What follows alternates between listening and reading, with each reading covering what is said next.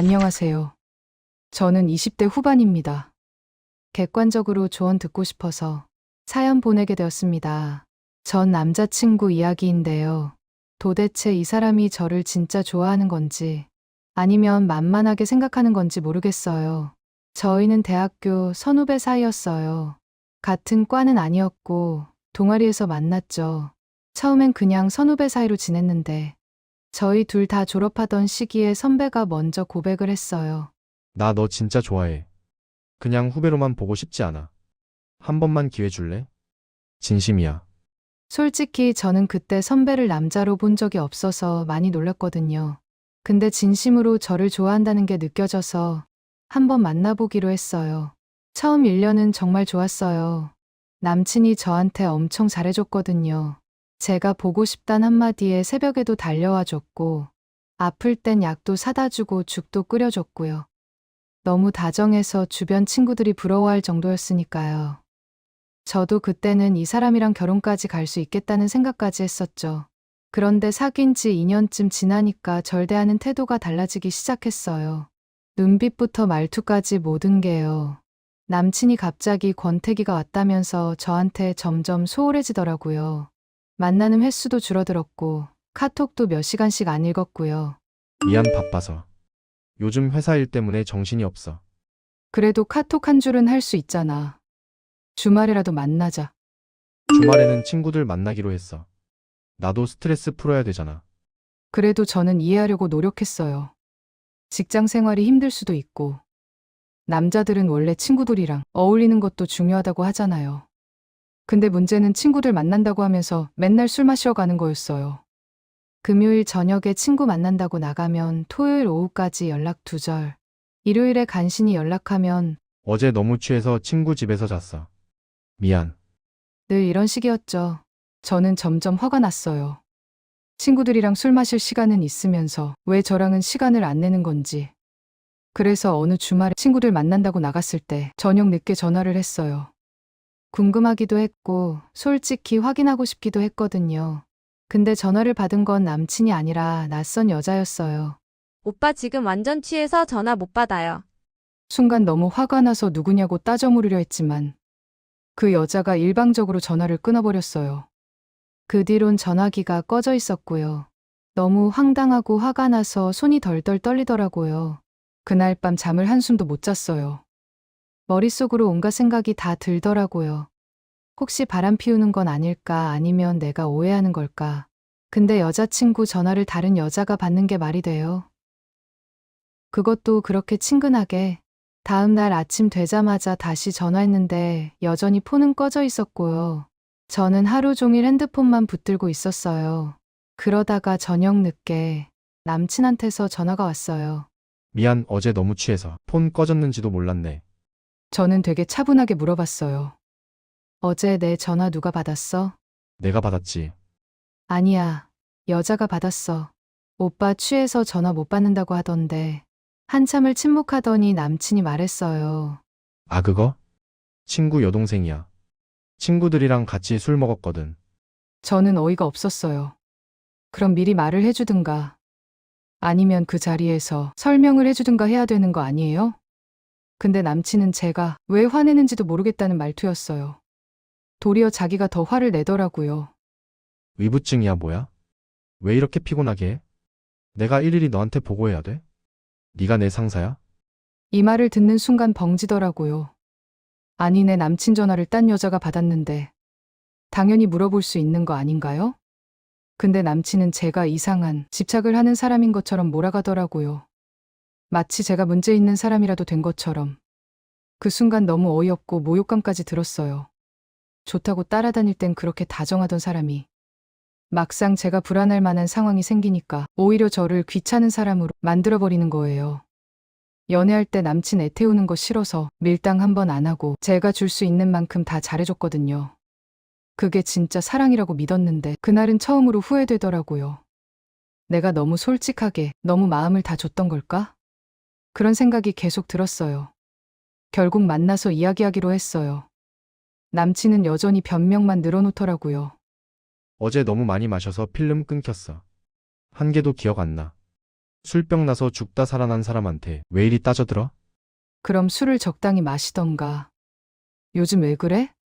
요즘 너무 힘들어서 그래. 회사 일도 스트레스고 너한테 잘해줘야 되는데 그럴 여유가 없어. 성의 없는 변명 같았어요. 저는 차라리 솔직하게 말해줬으면 좋겠다고. 나한테 이제 마음 떠났으면 말하라고 했어요. 근데 남친은 말을 자꾸 빙빙 돌리고 장난식으로 넘어가려고 하더라고요. 남친의 마음을 떠볼 만한 한 방이 필요했어요. 우리 헤어지자.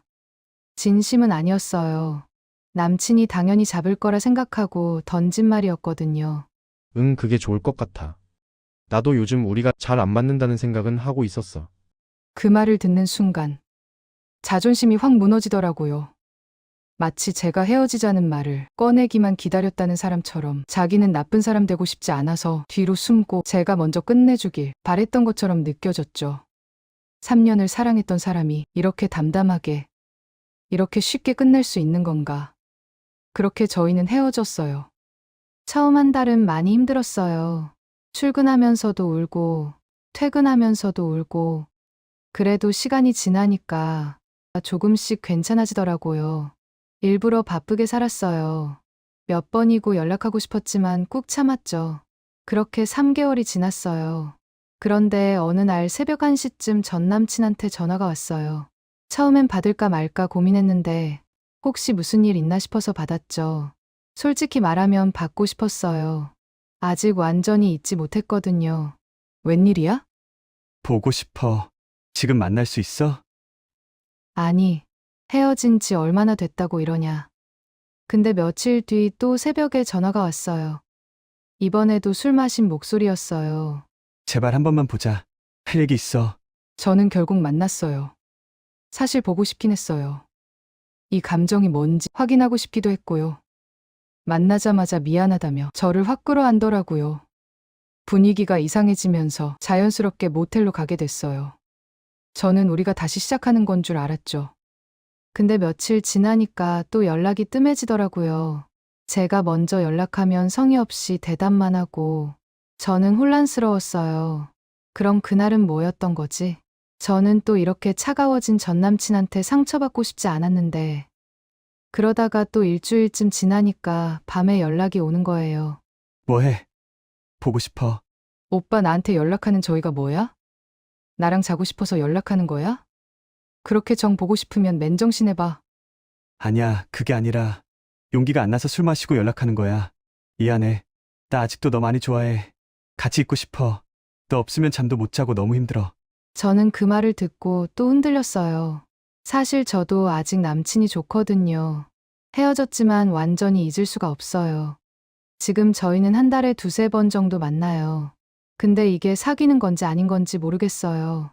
만나면 데이트하고 잠자리도 갖고, 그때는 사랑하는 연인 같은데, 헤어지면 완전 남남이 돼요. 연락도 자주 안 하고, 하더라도 거의 단답만. 근데 또 그러다 만나면, 세상다정하게 또 잘해주고요. 잠자리에선 사랑한다, 좋아한다. 이런 말도 서슴없이 해요.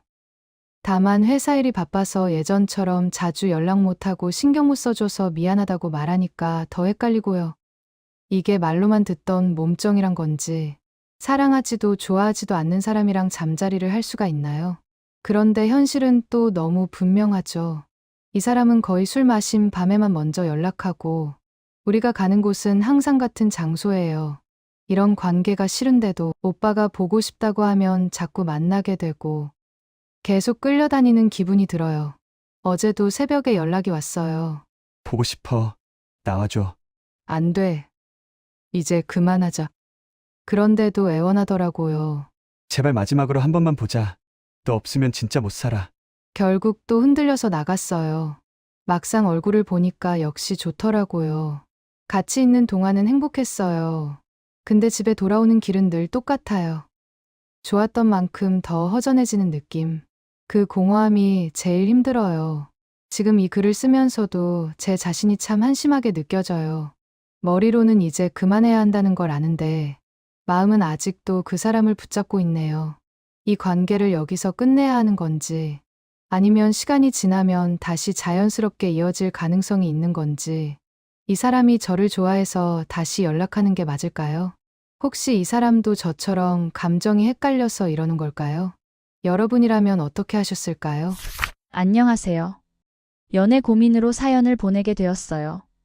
저는 20대 중반이고 남자친구와 나이 차이가 딱 10살 차이인데 남자친구가 동안에 스타일도 좋아서 실제로는 나이 차이가 크게 느껴지지 않아요. 처음 만났을 때부터 오히려 그 점이 더 매력적으로 다가왔어요. 연상 남자 특유의 여유로움과 안정감, 그리고 경제적인 부분도 좋게 느껴졌거든요. 남자친구와는 1년 전쯤 카페에서 처음 만났어요. 그날 저는 친구랑 같이 있었는데 갑자기 옆 테이블에 앉아있던 남자가 다가오더라고요. 혹시 연락처 여쭤봐도 될까요? 처음엔 살짝 당황했어요. 근데 남자친구가 말하는 방식이 부담스럽지 않고 센스 있으면서도 유머러스했거든요. 친구랑 같이 있었던 상황도 자연스럽게 살려서 편하게 만들더라고요. 그래서 기분 좋게 연락처를 주게 되었어요.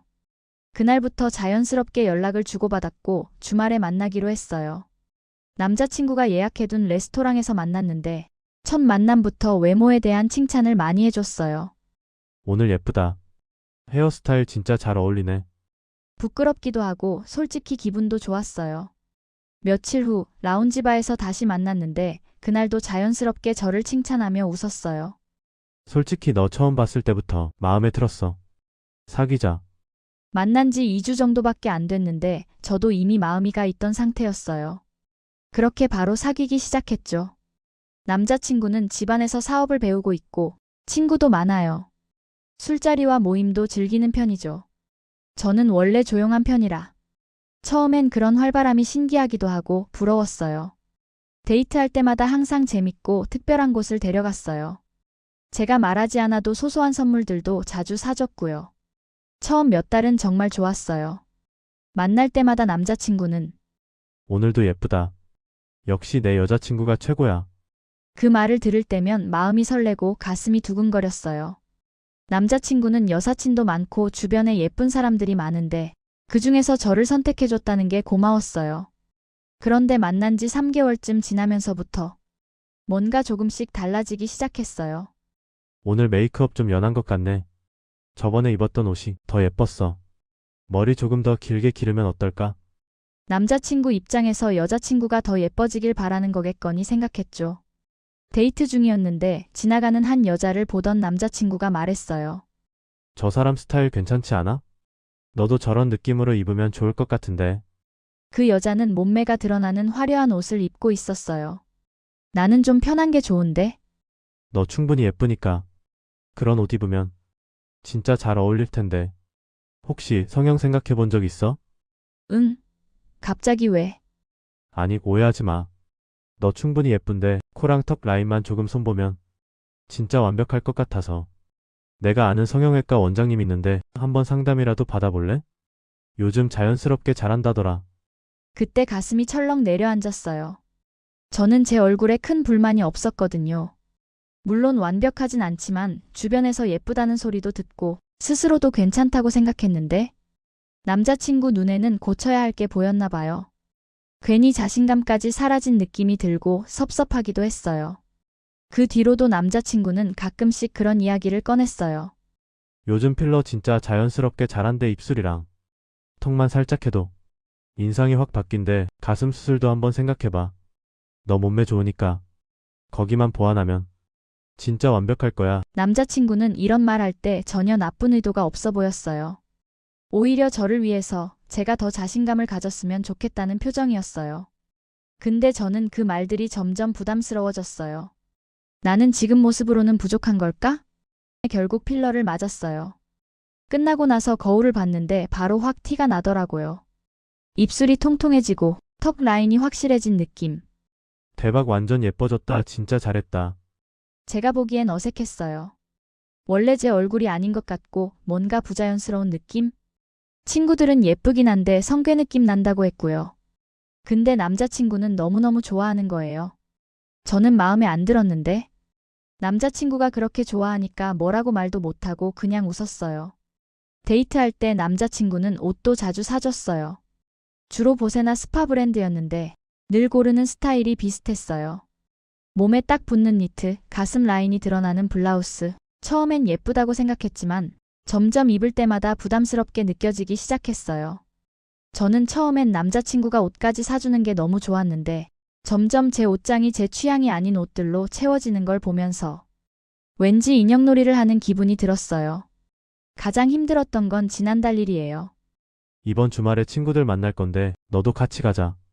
애들한테 여자친구 자랑하고 싶어. 저도 기분 좋았어요. 남자친구가 저를 자랑하고 싶어 한다고 하니까요. 그런데 그날 입을 옷을 남친이 또 정해주더라고요. 오빠 좀 부담스러운데? 다른 거 입으면 안 돼? 내 친구들 만나는 건데 예쁘게 입어야지. 술집에 도착했을 때 친구들이 이미 와 있었어요. 다들 저를 보더니 오, 소문 듣던 여자친구네. 실물이 더 예쁜 애라면서 인사했어요. 앉아서 이야기하는데 계속 시선이 느껴졌어요. 남자친구가 갑자기 제 허리를 툭 치면서 말했어요. 야, 애들아. 우리 여친 몸매 죽이지? 야, 일어나서 한 바퀴 돌아봐. 그 순간 벙지더라고요. 친구들은 웃으면서 오오하고 박수를 치고 남자친구는 제 반응을 즐기듯 살짝 웃고 있었고 저는 얼어붙었죠. 어떻게 해야 할지 몰라서 그냥 어색하게 웃으면서 저도 모르게 일어나서 한 바퀴 돌았더니 친구들이 우와, 몸매 좋네 이런 말을 하는 게 들렸어요. 남자친구는 뿌듯한 표정으로 저를 보더라고요. 그 순간 정말 수치스러웠어요. 마네킹이 된 기분이었달까요? 그 뒤로는 제대로 이야기도 안 들어오고 술도 안 넘어가고 그냥 빨리 집에 가고 싶었어요. 집으로 돌아오는 차 안 남자친구가 은근하게 물어봤어요. 오늘 어땠어? 내 친구들 중에 누가 제일 괜찮아 보여? 혹시 너 이대일 같은 거 해본 적 있어? 무슨 말이야? 그냥 경험이라고 생각하고 해볼래? 전 순간 얼어붙었어요. 살면서 들어봤던 말 중 가장 충격적이었거든요. 남자친구는 이내 장난처럼 웃으며 농담이야. 그냥 해본 소리야. 하지만 그 뒤로도 가끔씩 그 이야기를 꺼내는 일이 이어졌어요. 거절하면 할수록 이상하게 제가 나쁜 사람처럼 느껴지고 남자친구 이야기를 듣고 있으면 제 생각과 가치관까지 흔들리는 기분이 들었어요. 머릿속이 복잡하고 혼란스러웠습니다. 친구들에게도 털어놓을 수 없었어요. 저까지 이상한 사람이 되는 느낌이었거든요. 하지만 저는 남자친구를 쉽게 포기할 수 없었어요. 여전히 좋아했고 이 사람과 미래까지 상상하고 있었으니까요. 그런데 한편으로는 남자친구의 진심도 의심되기 시작했어요. 이 사람이 나를 진심으로 사랑하는 걸까? 아니면 본인이 원하는 이상형으로 만들어가는 과정을 즐기는 걸까? 제가 어떻게 해야 할지 모르겠어요. 남자친구가 말한 이상한 부탁은 절대 들어줄 생각이 없지만 이 관계를 이렇게 계속 이어가는 게 맞는 걸까요? 여러분이라면 이런 상황에서도 사랑과 미래를 포기하지 않고 제 스스로를 지키면서 관계를 이어갈 방법이 있을까요? 안녕하세요. 저는 33살 평범한 남자입니다. 얼마 전 여자친구랑 헤어졌는데요. 헤어지고 나니까 속이 시원하더라고요. 좀 이상하죠? 근데 돌이켜보니까 저는 그냥 ATM이었던 것 같아요. 살다 이런 여자는 처음 봤어요. 그래서 사연 올려봅니다. 여러분들도 조심하셨으면 좋겠어요. 친구들이랑 술 마시러 갔을 때였어요. 옆 테이블에 여자들이 앉아 있었는데 하나같이 다 예쁜 거예요. 그 중에서도 미나가 제일 눈에 띄었어요. 완전 첫눈에 반했죠. 얘기하다 보니까 미나는 25살. 얼굴도 예쁜데 애교도 많고 자연스럽게 연락처 교환했어요. 다음날 만나서 밥 먹고 애가 예쁘고 참 괜찮더라고요. 바로 사귀게 됐어요. 오빠 어디 살아? 아파트? 차는 어떤 거 타? 회사는 어디 다녀? 대기업? 처음엔 관심 있어서 물어보는 줄 알았죠. 지금 보니까 완전 신상털기였던 건데 처음 한 달은 진짜 좋았어요. 오빠 최고야. 오빠랑 있으면 미나 너무 행복해. 이런 말 들으면 뭐든 해주고 싶었거든요. 8살 차이니까 투정 같은 것도 귀엽게 받고. 근데 만나면 만날수록 뭔가 쎄하더라고요. 미나는 직업이 딱히 없었어요. 가끔 행사 이벤트 일한다는데 물어보면 항상 두루뭉술했어요. 프리랜서라서 일정이 오락가락한다고만 하더라고요. 근데 맨날 명품 가방 들고 다니고 네일도 계속 새로 받고 옷도 비싼 것만 입고 어떻게 저렇게 꾸미고 다니지? 이상하긴 했는데 그땐 깊게 생각 안 했어요. 아직 어리니까 한참 꾸밀 나이지 했죠. 그리고 미나는 전 남자친구 얘기를 되게 자주 했어요. 오빠, 내가 전에 만났던 사람 있잖아. 의대생이었어. 그 전 남자친구는 사업하는 사람이었는데 포르쉐 탔어. 그 사람은 명품 가방 막 사줬는데 처음엔 뭐 옛날 얘기겠지 했는데 데이트할 때마다 여기 괜찮긴 한데 전에 갔던 레스토랑이 더 좋았어. 제주도에서 골프 쳐봤는데 완전 재밌더라. 솔직히 짜증났죠. 자존심 상해서 티를 못 냈지만 그래도 그냥 아직 어리니까 허세 떨고 싶은가 보다 하면서 넘어갔어요. 그러다 어느 날이었어요. 거래처 문제로 팀장한테 엄청 혼나고 야근까지 하고 집에 왔는데 미나한테 연락했죠. 미안, 오늘 너무 힘들어서 좀 쉬어야 할 것 같아. 바로 전화가 왔어요. 오빠, 근데 나 오늘 보고 싶은데 진짜 오늘은 안 될 것 같아. 잠깐만이라도 안 돼? 미안한데 내일 보자. 전화 끊었는데 1시간 뒤에 카톡. 나는 오빠 보고 싶은데 오빠는 나 안 보고 싶나 봐. 아니야. 오늘 진짜 힘들어서. 맨날 피곤하다고만 하네. 그냥 한숨만 나왔어요. 다음날 만나서 백화점에서 밥 먹고 나가던 길. 명품 매장 앞에서 미나가 멈춰섰어요. 오빠, 저거 진짜 예쁘지 않아? 나한테 잘 어울릴 것 같지? 그래, 예쁘다. 나도 저런 거 갖고 싶다. 들어가서 가격표 봤는데 300만 원대. 좀 비싸네. 다른 커플들은 기념일 때 이런 거 많이 사주던데. 지금은 기념일이 아니잖아. 나 기념일 아니어도 받고 싶은데. 나도 사주고 싶은데 지금은 좀 미안해. 괜찮아. 그냥 구경만 한 거야. 근데 그 뒤로 분위기가 확 싸해진 거예요. 말수도 확 줄고 집 데려다 주고 나서 톡 오더라고요. 오빠는 나한테 관심 없는 것 같아. 답장을 어떻게 해야 할지 모르겠더라고요. 미나랑 만나기로 한 날이었는데 갑자기 회식이 잡혔어요. 웬만하면 약속은 지키려고 했는데 그날은 정말 빠질 수가 없었어요. 미안, 오늘 회식 있어서 못 만날 것 같아. 또, 요즘 맨날 바쁘네. 회식은 빠질 수가 없잖아. 다른 애들 남자친구는 회식 있으면 그냥 안 간다던데. 여기서 처음으로 좀 세게 말했어요. 미나야, 그건 좀 심한 거 아니야? 잠깐 조용하더니 미나가 말했어요. 미안해. 나 혼자 있기 외로운데 요즘 오빠 보기 힘들어서 그래. 그러니까 제가 또 나쁜 놈이 되는 거죠. 그날 회식 중에 미나한테서 계속 연락이 왔어요. 오빠 뭐해? 언제 끝나? 지금 몇 차야? 답장을 안 하면 10분도 안 돼서 또 왔고 짜증이 나서 결국 폰을 꺼버렸어요. 집에 들어갔더니 부재중 전화가 20통 넘게 와 있더라고요. 다시 전화하니까 미나는 울면서 받았어요. 오빠, 나 무슨 일 생긴 줄 알았잖아. 그때부터 좀 피곤해지기 시작했어요. 그러다가 우리 만난 지 딱 100일 됐을 때 미나가 말했어요. 오빠, 우리 100일인데 뭐해? 맛있는 저녁 먹으러 가자. 그래, 밥 먹고 화장품 가게 좀 들리자. 미나가 화장품 이것저것 집어들면서 오빠, 이거 다 필요한데 사주라. 얼마나 나오는데? 계산해보니까 한 30만 원 넘게 나왔어요. 이건 좀... 미나 표정이 확 굳더라고요. 오빠, 우리 100일인데. 나한테 이 정도는 사줄 수 있는 거 아니야. 100일 선물로 화장품을? 나 진짜 필요해서 그러는 건데. 다른 커플들은 100일 때 더 비싼 것도 사주던데. 미나야, 100일이면 저녁 먹고 영화 보고 그런 거 아니야? 예전에 만난 오빠는 100일 때 명품 가방 사줬는데 오빠는 나한테 돈을 너무 아낀다. 또 시작이에요. 더 이상은 못 참겠더라고요. 미나야, 다른 남자 얘기 그만 좀 해. 왜? 사실을 말한 것뿐인데. 내가 안 사주는 게 아니라 지금 형편상 어렵다고. 됐어. 나 혼자 살게. 미나야, 오빠, 맨날 바쁘고 피곤하고 돈 없고. 그럼 나는 뭐야? 왜 내 입장은 생각 안 해? 그 말 듣는 순간 생각했죠. 아, 이 사람은 자기밖에 모르고 나에 대한 배려는 아예 없는 사람이었구나. 미나야, 우리 이제 그만 만나자. 나는 이제 못하겠어. 갑자기 왜 그래? 내가 뭘 잘못했는데.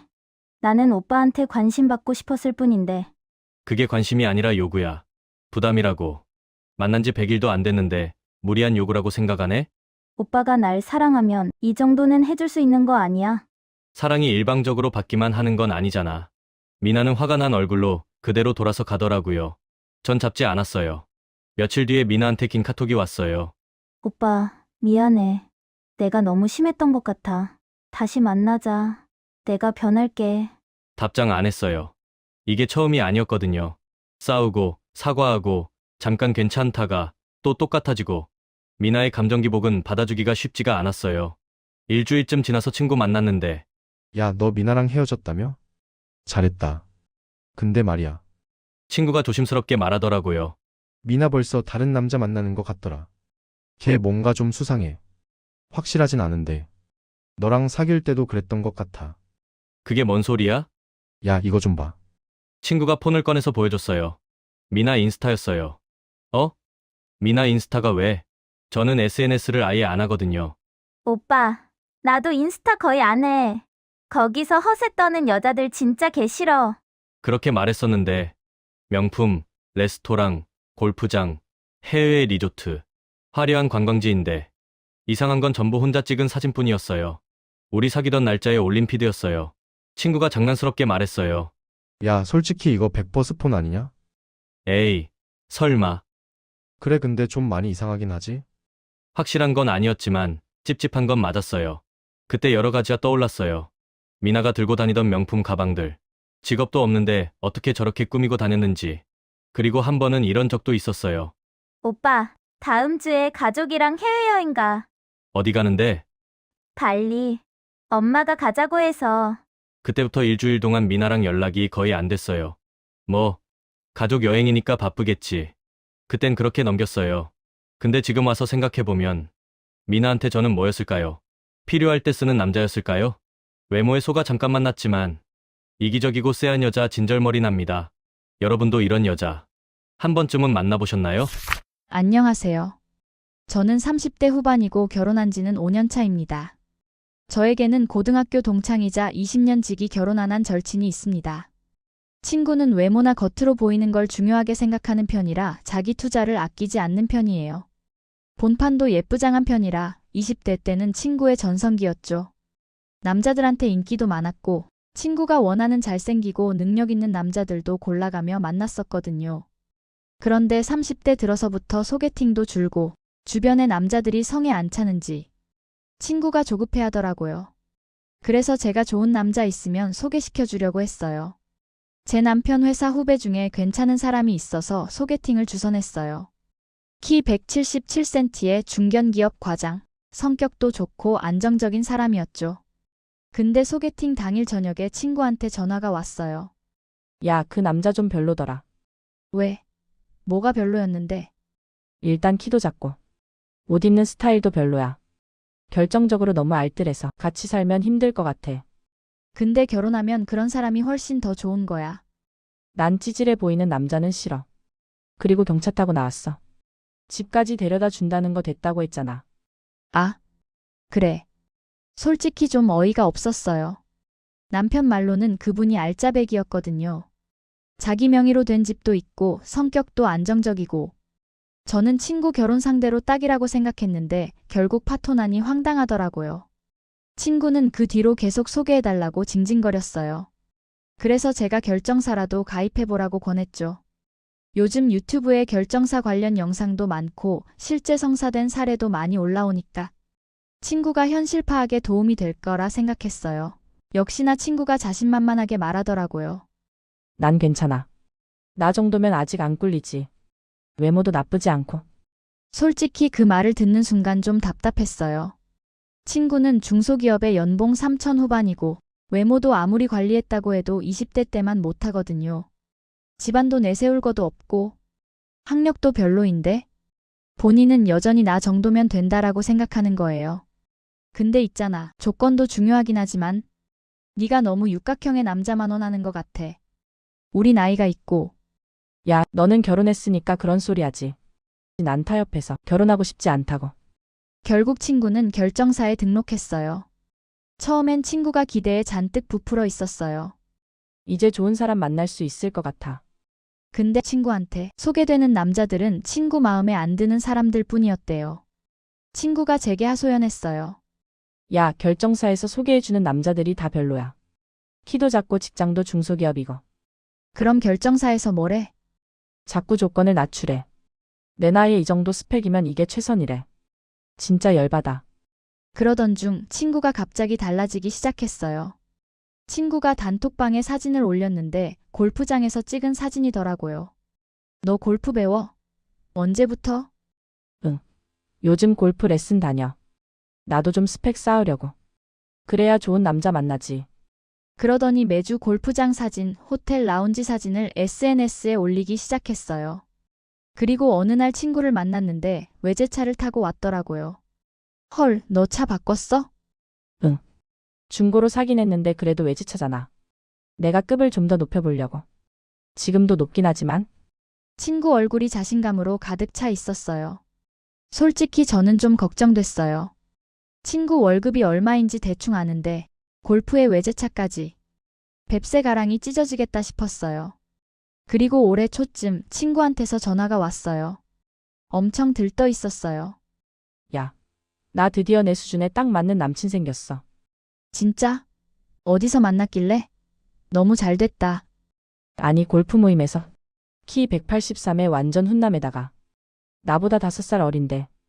개인 사업하고 완전 내 스타일이야. 저도 진심으로 축하해줬어요. 친구가 드디어 짝을 만났다고 생각했거든요. 그 후로 친구는 매일같이 남친 얘기를 했어요. 카톡으로도 보내고 전화해서도 얘기하고. 봤지? 내가 스펙 쌓으니까 이런 남자가 오더라. 역시 나 정도면 괜찮은 남자 만날 수 있었어. 결정사 같은데 의지할 필요 없었어. 그때 친구는 완전히 자신감이 넘쳤어요. 저는 그맘때 새 아파트로 이사를 했고요. 좋겠네. 너는 남편도 있고 집도 있고. 근데 브랜드 아파트 아니면 별로지 않나? 그리고 집 너무 작은 거 아니야? 최소 35평 이상은 돼야지. 말투가 좀 삐딱해서 당황했어요. 그냥 자극받았구나 하고 넘겼는데 그게 시작이었어요. 2달쯤 지났을 때 오랜만에 친구와 만났어요. 얼굴이 많이 상해 있더라고요. 무슨 일 있어? 나 헤어졌어. 헐, 왜? 무슨 일이야?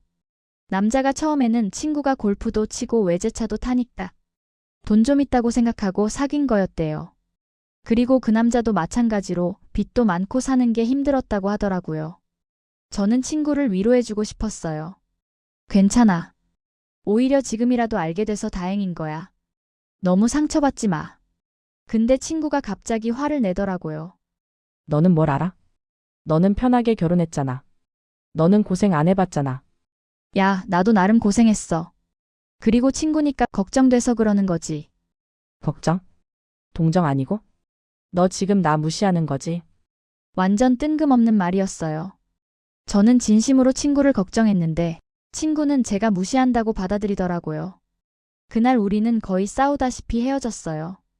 그 후로 친구는 계속 이상하게 행동했어요. 제가 SNS에 남편이랑 여행 간 사진을 올리면 좋겠네 자랑질. 크크. 이런 식으로 비꼬는 댓글을 달았어요. 처음엔 농담인 줄 알았는데 점점 심해지더라고요. 그러던 어느 날 친구한테서 전화가 왔어요. 야, 나 좀 급한데. 200만 원만 빌려줄 수 있어? 200만 원? 갑자기 왜? 카드값 때문에 밀린 거 좀 갚아야 해서. 다음 달에 꼭 갚을게.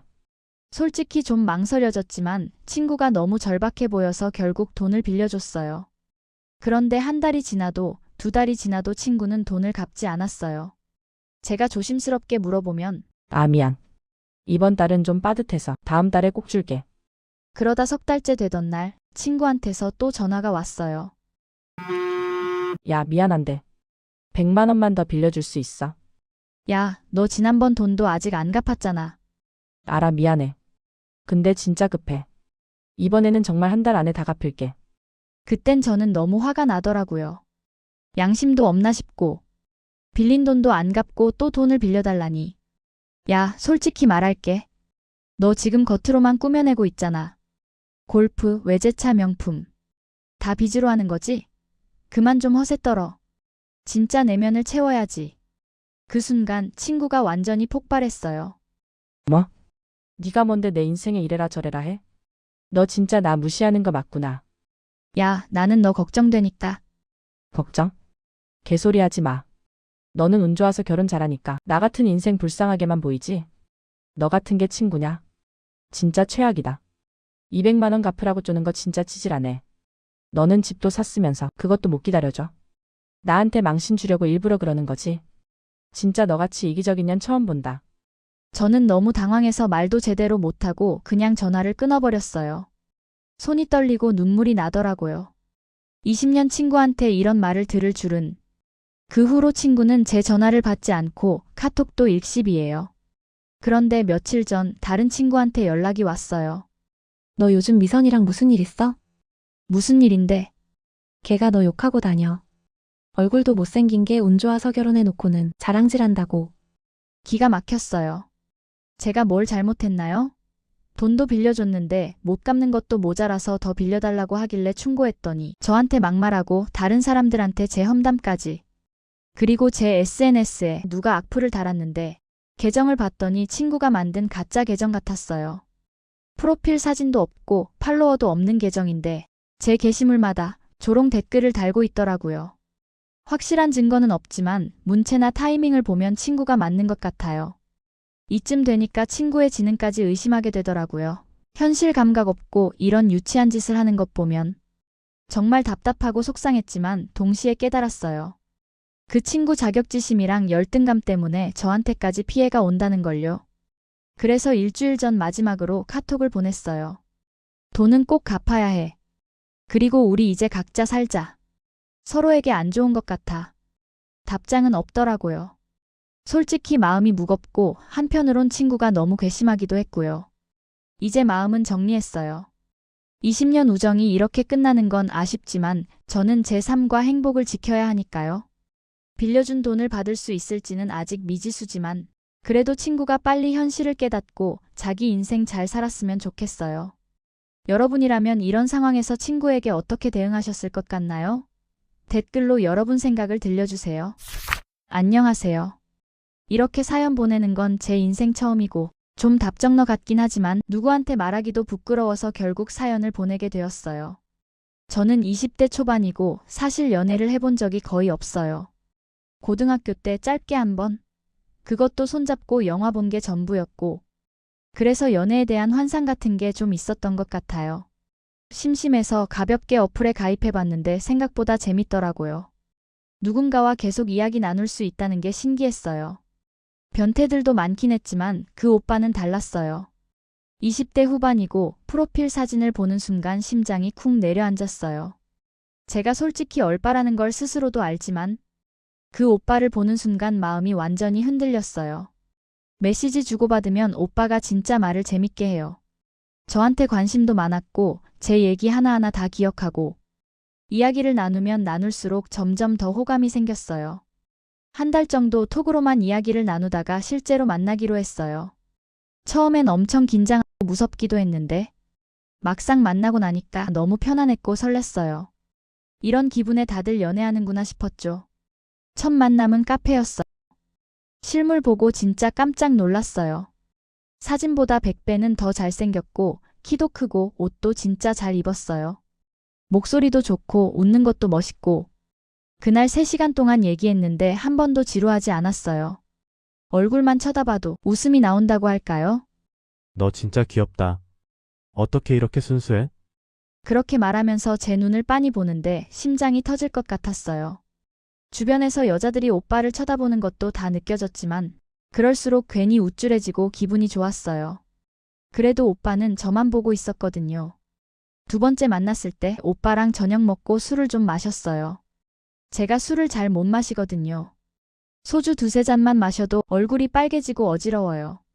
그날도 그랬어요. 오빠는 멀쩡한데 저만 취했죠. 지은아, 괜찮아? 좀 어지러워. 그럼 우리 어디 가서 좀 쉬다 갈까? 술 깰 때까지. 어디? 근처에 쉴 수 있는 데 있어. 거기 가서 물 마시고 좀 있다가 내가 집까지 데려다 줄게. 그렇게 해서 모텔에 갔어요. 솔직히 그때는 술 때문에 정신이 좀 없었어요.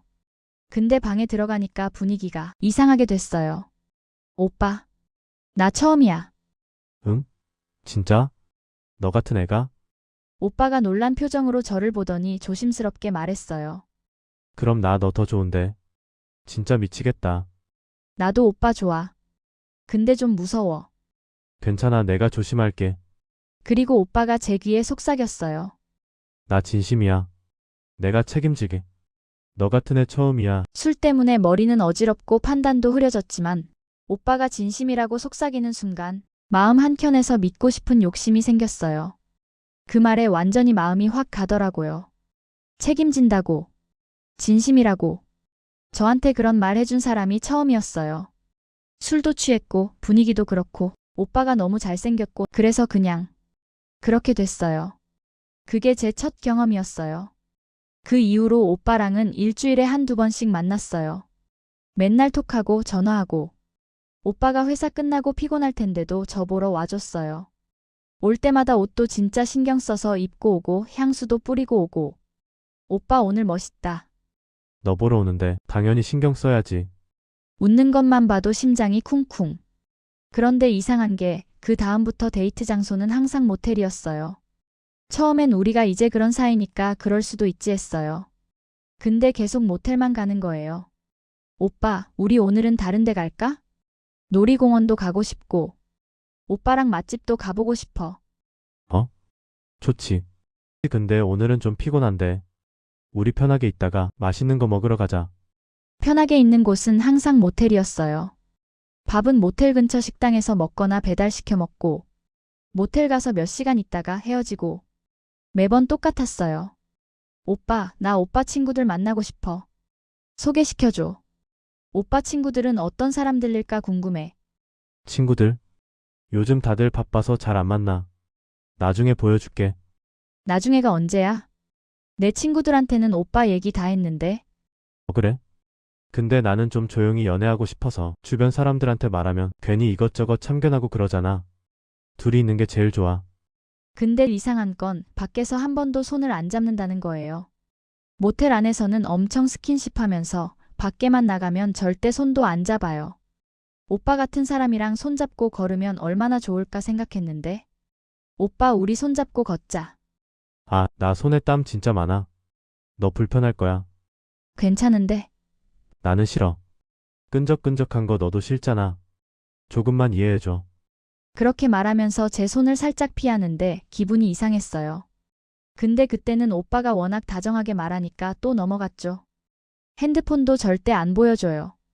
모텔에서도 항상 엎어놓고 누가 연락 와도 안 봐요. 오빠, 전화 온 것 같은데. 아, 회사에서 온 거 나중에 보면 돼. 지금은 너한테만 집중할 거야. 한 번은 제가 장난으로 오빠 핸드폰 보려고 했는데 그때 오빠 얼굴이 확 굳더라고요. 야, 왜 남의 폰 마음대로 만져? 프라이버시라는 게 있잖아. 그 순간 오빠의 목소리가 평소와 달라서 너무 놀랐죠. 하지만 금방 표정이 풀리면서 웃으면서 말했어요. 미안, 내가 예민했네. 오빠 SNS도 이상했어요. 들어가 보니까 프로필 사진 딱 하나. 게시물도 없고 팔로우도 없고 팔로워도 없어요.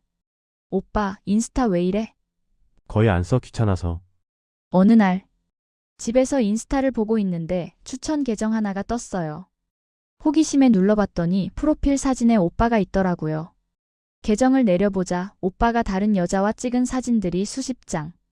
작년 사진, 올해 사진까지 모두 있었어요.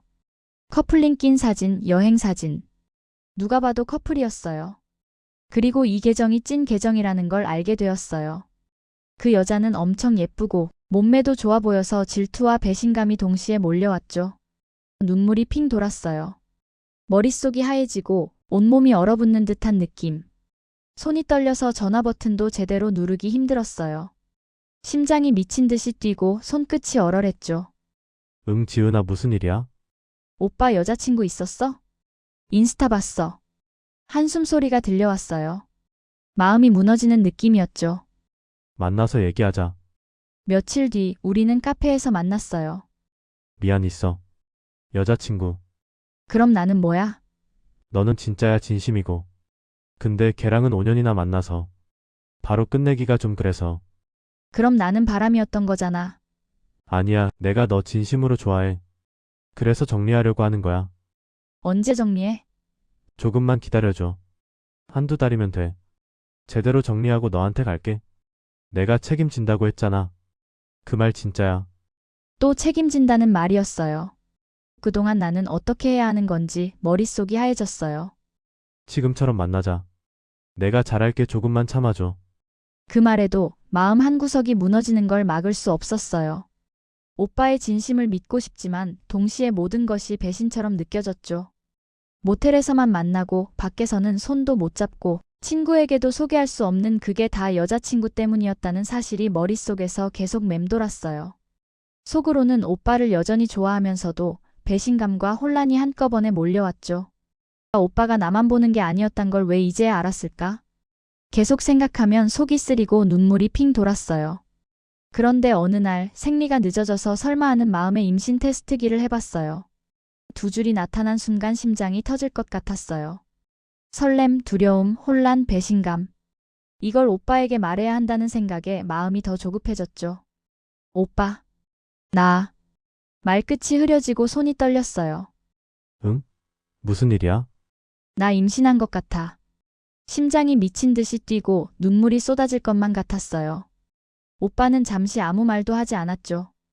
그 침묵이 더 무섭고 더 외롭게 느껴졌어요. 그날 저녁 오빠에게서 메시지가 왔어요. 정말 미안해. 지금은 준비가 안 돼서 결혼은 못해. 병원은 내가 알아봐 줄게. 그 이후로 연락은 점점 뜸해졌어요. 만나자는 말도 다정한 문자도 사라졌죠. 눈물만 나고 걱정이 돼서 잠도 안 와요. 병원에 가야 할지, 아기를 키울 수 있을지. 아직 아무 준비도 안 된 상태라서 모든 게 막막하고 두려워요. 누군가에게 털어놓고 싶지만 말할 사람도 없고 그저 매일 혼자 고민만 쌓여가요. 정말 어떻게 해야 할지 모르겠어요. 여러분이라면 이런 상황에서 어떻게 하시겠어요? 안녕하세요. 저는 올해 40살 된 직장인입니다. 요즘 주변에서 비혼이라고 하면 결혼 못해서 안 한 거지? 하면서 혀를 차고 나는데 솔직히 말하면 톡신남이라고 다 짠하거나 불쌍한 건 아니에요. 저는 자발적 비혼이고 지금 이 삶이 꽤 만족스럽습니다. 얼마 전 욜로 톡신남 사연을 보고 왠지 안타까운 마음이 들어 저도 제 이야기를 공유해 보려고 합니다. 저는 공기업에서 안정적으로 일하며 월급을 받고 부모님한테 물려받은 재산 덕분에 경제적으로 여유 있게 삽니다. 퇴근 후에는 헬스장에서 운동하고 주말에는 취미생활을 즐기면서 돈 걱정 없이 지내고 있어요. 솔직히 이렇게 사는 게 너무 편합니다. 그런데 왜 제가 결혼을 안 하게 되었는지 궁금하시죠? 한마디로 요약하면 제가 만난 30대 여자들 때문에 결혼에 대한 환상이 완전히 깨졌기 때문입니다. 작년에 지인 소개로 만난 35살 여자가 있었어요. 첫 만남부터 느낌이 쎄했어요. 직장은 어디 다니세요? 공기업이요. 아, 공기업. 집은 본인 명의예요? 형제는요? 네, 제 명이고 외동이에요. 그 순간 눈빛이 확 달라지더라고요. 뭔가 계산기 두드리는 소리가 들리는 것 같았어요. 머리가 빠르게 돌아가는 게 눈에 보였습니다. 몇 번 만나면서 느낀 건데 이 사람은 제가 뭘 해줘도 당연하다는 듯이 받았어요. 어느 날 레스토랑에 갔습니다. 제가 메뉴판 보면서 여기 파스타 괜찮은데? 했더니 오빠, 나 여기 스테이크 먹고 싶은데. 여기 와인도 괜찮대. 아, 그래? 계산할 때는 자연스럽게 화장실로 가더라고요. 자기가 먹고 싶은 거 먹으면서 왜 제가 돈을 내야 하는지 이해가 안 갔어요. 먹고 싶은 사람이 내는 게 맞는 거 아닌가요? 근데 그게 너무 당연한 듯이 행동하더라고요. 가타부타 말 꺼내기도 귀찮아서 몇 번은 넘어갔는데 비싼 밥은 단 한 번을 안 사더라고요. 카페 가서 이야기를 나누는데 자긴 더치페이 확실하게 한다고 하더라고요. 기가 차서 한마디 했어요. 다음부턴 내가 커피 살 테니까 네가 밥 사라. 웃으면서 장난식으로 말했는데 여잔 꾸미는데 돈도 많이 들고 시간도 많이 걸리는데. 밥 정도는 오빠가 사야지. 기가 차더라고요. 한 번은 명품 매장 앞을 지나가는데 오빠, 저 가방 예쁘다. 나 생일 다음 달인데. 엥? 솔직히 말해서 명품백 들고 버스 타는 모습이 상상이 안 갔어요. 뭔가 안 맞는다고 해야 하나? 명품백을 들 거면 적어도 그에 걸맞는 라이프 스타일이 있어야 하는 거 아닌가 싶었거든요. 제일 어이없었던 건 데이트할 때마다 결혼 이야기를 꺼냈다는 거예요. 우리 이제 슬슬 부모님께 인사드려야 하지 않을까? 나도 나이가 있잖아. 아직 사귄 지 2달밖에 안 됐는데 여자는 결혼 정년기가 있잖아. 오빠는 나 진지하게 생각하는 거 맞아? 뭘 하든 결혼으로 연결됐어요. 영화 보다가도 주인공들 결혼하면, 우리는? 친구 결혼식 가면 다음은 우리 차례. 숨이 막혔습니다. 결정적 사건이 있었어요. 만난 지 3개월쯤 됐을 때였죠. 오빠 나 임신한 것 같아. 그녀가 임신 테스트기를 내밀었어요. 두 줄이 선명하게 나와 있었습니다. 순간 머리가 하얘졌어요. 심장이 터질 듯 뛰면서도 이상하게 그녀 표정은 너무 담담했어요. 당황하거나 놀란 기색이 전혀 없었거든요. 오히려 제 반응을 살피는 듯한 눈빛이었죠. 병원 가서 확실히 확인해보자. 그녀는 어깨를 으쓱하며 대답했어요. 아니, 괜찮아. 지금은 어차피 병원 가도 초음파 안 나와. 테스트기가 제일 정확한데? 뭐, 우리 이제 결혼 준비해야 되는 거 아니야? 요즘 다른 여자들은 임신도 잘 안 된다던데. 오빤 복 받았네. 아기가 최고의 혼수라잖아. 그 말을 듣는 순간 뭔가 이상함을 직감했습니다. 너무 자연스럽게 결혼으로 연결짓더라고요. 마음 한켠이 찝찝했어요. 혹시? 며칠 뒤 우리는 데이트 중 호텔에 들어갔습니다.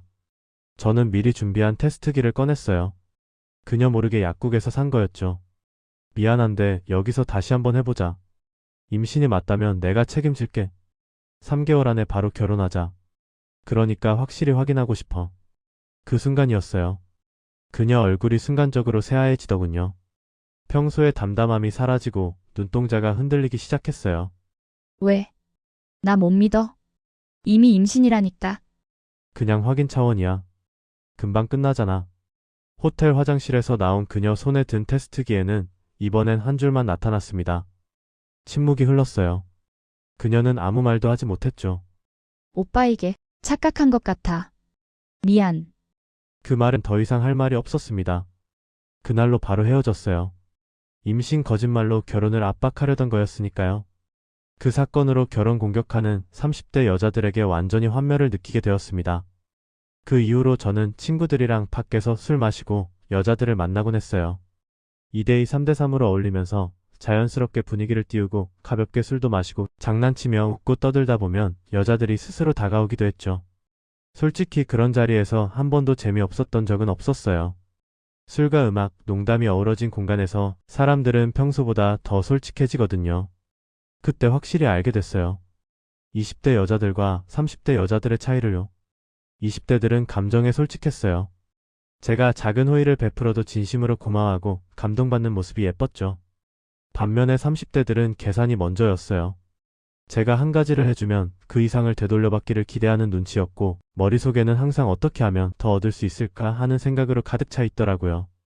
사람들은 보통 예쁜 여자일수록 까다롭고 성격 나쁠 거라고 생각하는데 제 경험상 완전 반대였어요. 진짜 예쁜 애들은 오히려 훨씬 착했어요. 자기가 예쁜 걸 아니까 성격까지 좋으면 완벽하겠다 싶어서 그런지 되게 여성스럽고 착하게 굴더라고요. 제가 뭘 해주면 고마워하고요. 문제는 애매하게 생긴 애들이에요. 한 번은 친구 소개로 만난 32살 여자가 있었는데 솔직히 외모는 그냥 평범했어요. 그런데 요구사항이 엄청 많았죠. 데이트가 끝나고 집으로 돌아가는 길이었는데 20대 여자들은 근처 지하철역에서 내려주면 알아서 집에 가곤 했어요. 그녀는 동선이 반대임에도 당연하다는 듯 말하더군요. 나 집까지 태워다 줄 거지.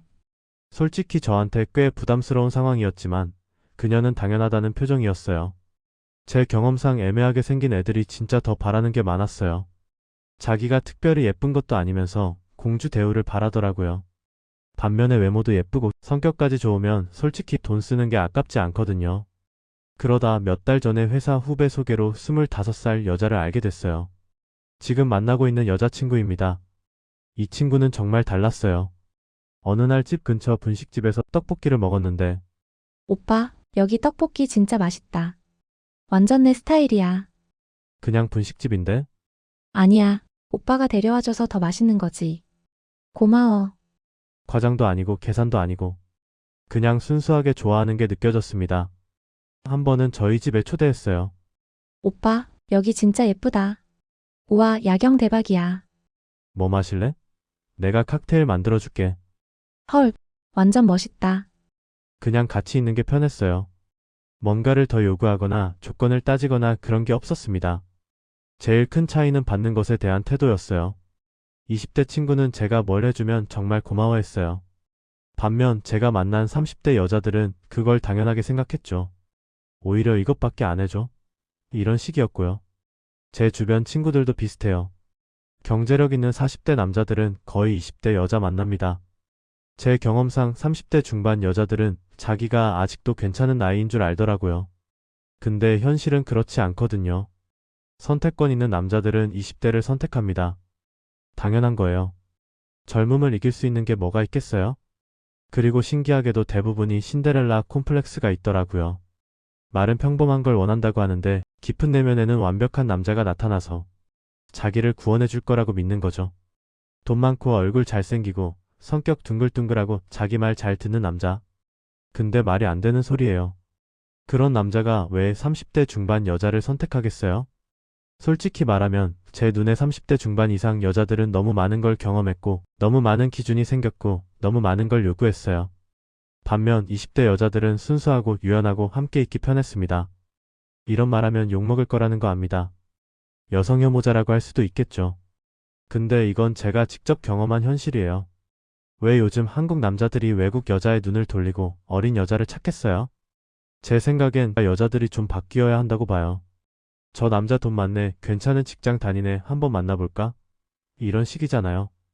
제가 본 여자들은 자기 자신을 잘 모르더라고요. 자기가 지금 어떤 상황인지 어느 위치에 있는지 말이죠. 그러니까 계속 남자만 따지는 거예요. 자기 분수를 알고 그 위치에 맞게 처세하면 되는 건데 그걸 못하는 것 같았어요. 현실적으로 40대 남자를 만나야 하는데 계속 자기 또래나 젊은 남자들한테 어필하려고 하니까 안 되는 거죠. 그래서 저는 결혼 안 합니다. 제가 만난 30대 여자들과의 경험이 결혼에 대한 모든 환상을 깨버렸거든요. 결혼? 생각 없습니다. 서로 좋으면 만나고 아니면 헤어지면 되는 거니까요. 요즘 제 삶이 정말 만족스러워요. 퇴근하고 운동하고 주말엔 여자친구랑 데이트하거나 취미생활하고 돈도 제가 쓰고 싶은데 쓰고 누구한테 간섭받지도 않고요. 결혼 압박? 이제 부모님도 포기하셨어요. 네가 행복하면 됐다 하시더라고요. 친구들도 제 삶 보면서 부러워해요. 저한테 비오는 선택이었고 그 선택에 후회 없습니다. 지금이 딱 좋습니다. 오빠 폰이 왜 그 여자 가방에 있었는데? 회사 동료라니까. 그냥 같이 택시 타다가 떨어뜨린 거야. 그럼 어떻게 내 번호를 알아서 전화한 거야? 최근 통화 목록에 네 번호가 있었으니까 건 거겠지. 그럼 비번은 대체 어떻게 알고 전화를 한 건데? 잠금 안 돼 있었나 보지. 술 마셨잖아. 앞뒤 말도 안 맞는 변명만 늘어놓는 남친. 그 사람 이름이 뭐야? 왜 이름까지 물어? 궁금하니까. 야, 지금 나 의심하는 거야? 저는 신혼집 거실 바닥에 앉아서 일주일 전 그날 밤 통화를 계속 떠올리고 있어요. 그 여자 목소리, 짜증 섞인 한숨 소리가 자꾸 귓가에 맴돌아요.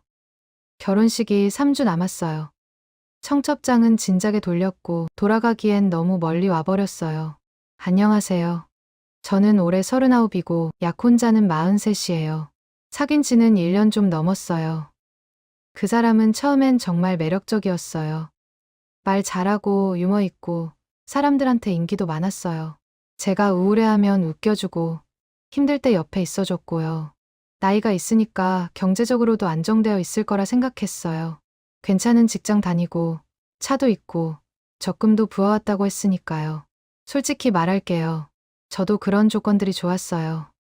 제 나이에 제 형편에 이 정도면 잘 만났다고 생각했어요. 취직 바라지 않았다고 말하면 거짓말이겠죠. 조금이라도 안정적으로 살고 싶었으니까요. 그래서 결혼이 늦어진 것도 있어요. 그런데 지금은 파혼을 생각하고 있습니다. 뭔가 어긋나기 시작한 건 결혼 준비 들어가면서부터였어요. 신혼집 계약할 때 일이에요. 분명히 같이 보러 가기로 했는데 어느 날 갑자기 이렇게 말하더라고요. 집 봤어. 어디? 괜찮더라. 어제. 나한테 말도 안 하고? 바빴잖아. 그래도 같이 보기로 했잖아. 잠깐 뜸을 들이더니 아무렇지도 않게 말했어요. 그래서 계약했어. 전세잖아. 타이밍 놓치면 바로 나가. 그래도 나한테는 말했어야지. 전세금은 우리 부모님이 해주시는 거고 내가 판단한 거야. 내가 보는 눈 있잖아. 괜히 걱정할 필요 없어. 그때 좀 이상했어요. 근데 뭐 그럴 수도 있지 싶었어요. 실제로 집은 괜찮았거든요. 그날 이후로 이런 일들이 하나씩 늘어났어요. 가전제품도 몇 개는 이미 주문해 놓은 뒤였고 가구 배치도 대략 정해져 있었어요. 근데 더 싸거나 다른 조건 나오면 상의도 없이 계약해버리는 거예요. 이건 같이 고르기로 한 거 아니었어? 나중에 마음에 안 들면 살면서 네가 바꾸면 되잖아. 항상 이런 식이었어요. 다 정해놓고 나서 선택권은 제 몫인 것처럼 말하는 거예요. 그게 배려인지 아니면 무시인지 헷갈리기 시작했어요. 어느 날 우연히 그 사람 폰을 봤어요. 화장실 간 사이에 카톡 알림이 떴는데 은행 메시지더라고요. 대출 상환 안내 문자였어요. 오빠, 대출 있어? 응, 조금. 얼마나? 그냥 제가 따지니까 얼버무리면서 말했어요. 한 1억. 1억이나? 저는 그때까지 그 사람한테 대출이 없는 줄 알았어요. 신혼집 전세금은 그 사람 부모님 쪽에서 해주신 걸로 알고 있고요. 게다가 평소에 돈 얘기할 때도 늘 여유 있는 척을 했어요. 적금도 꾸준히 넣어왔다고 했고 모아둔 돈도 꽤 있을 거라고 저는 그냥 믿고 있었거든요.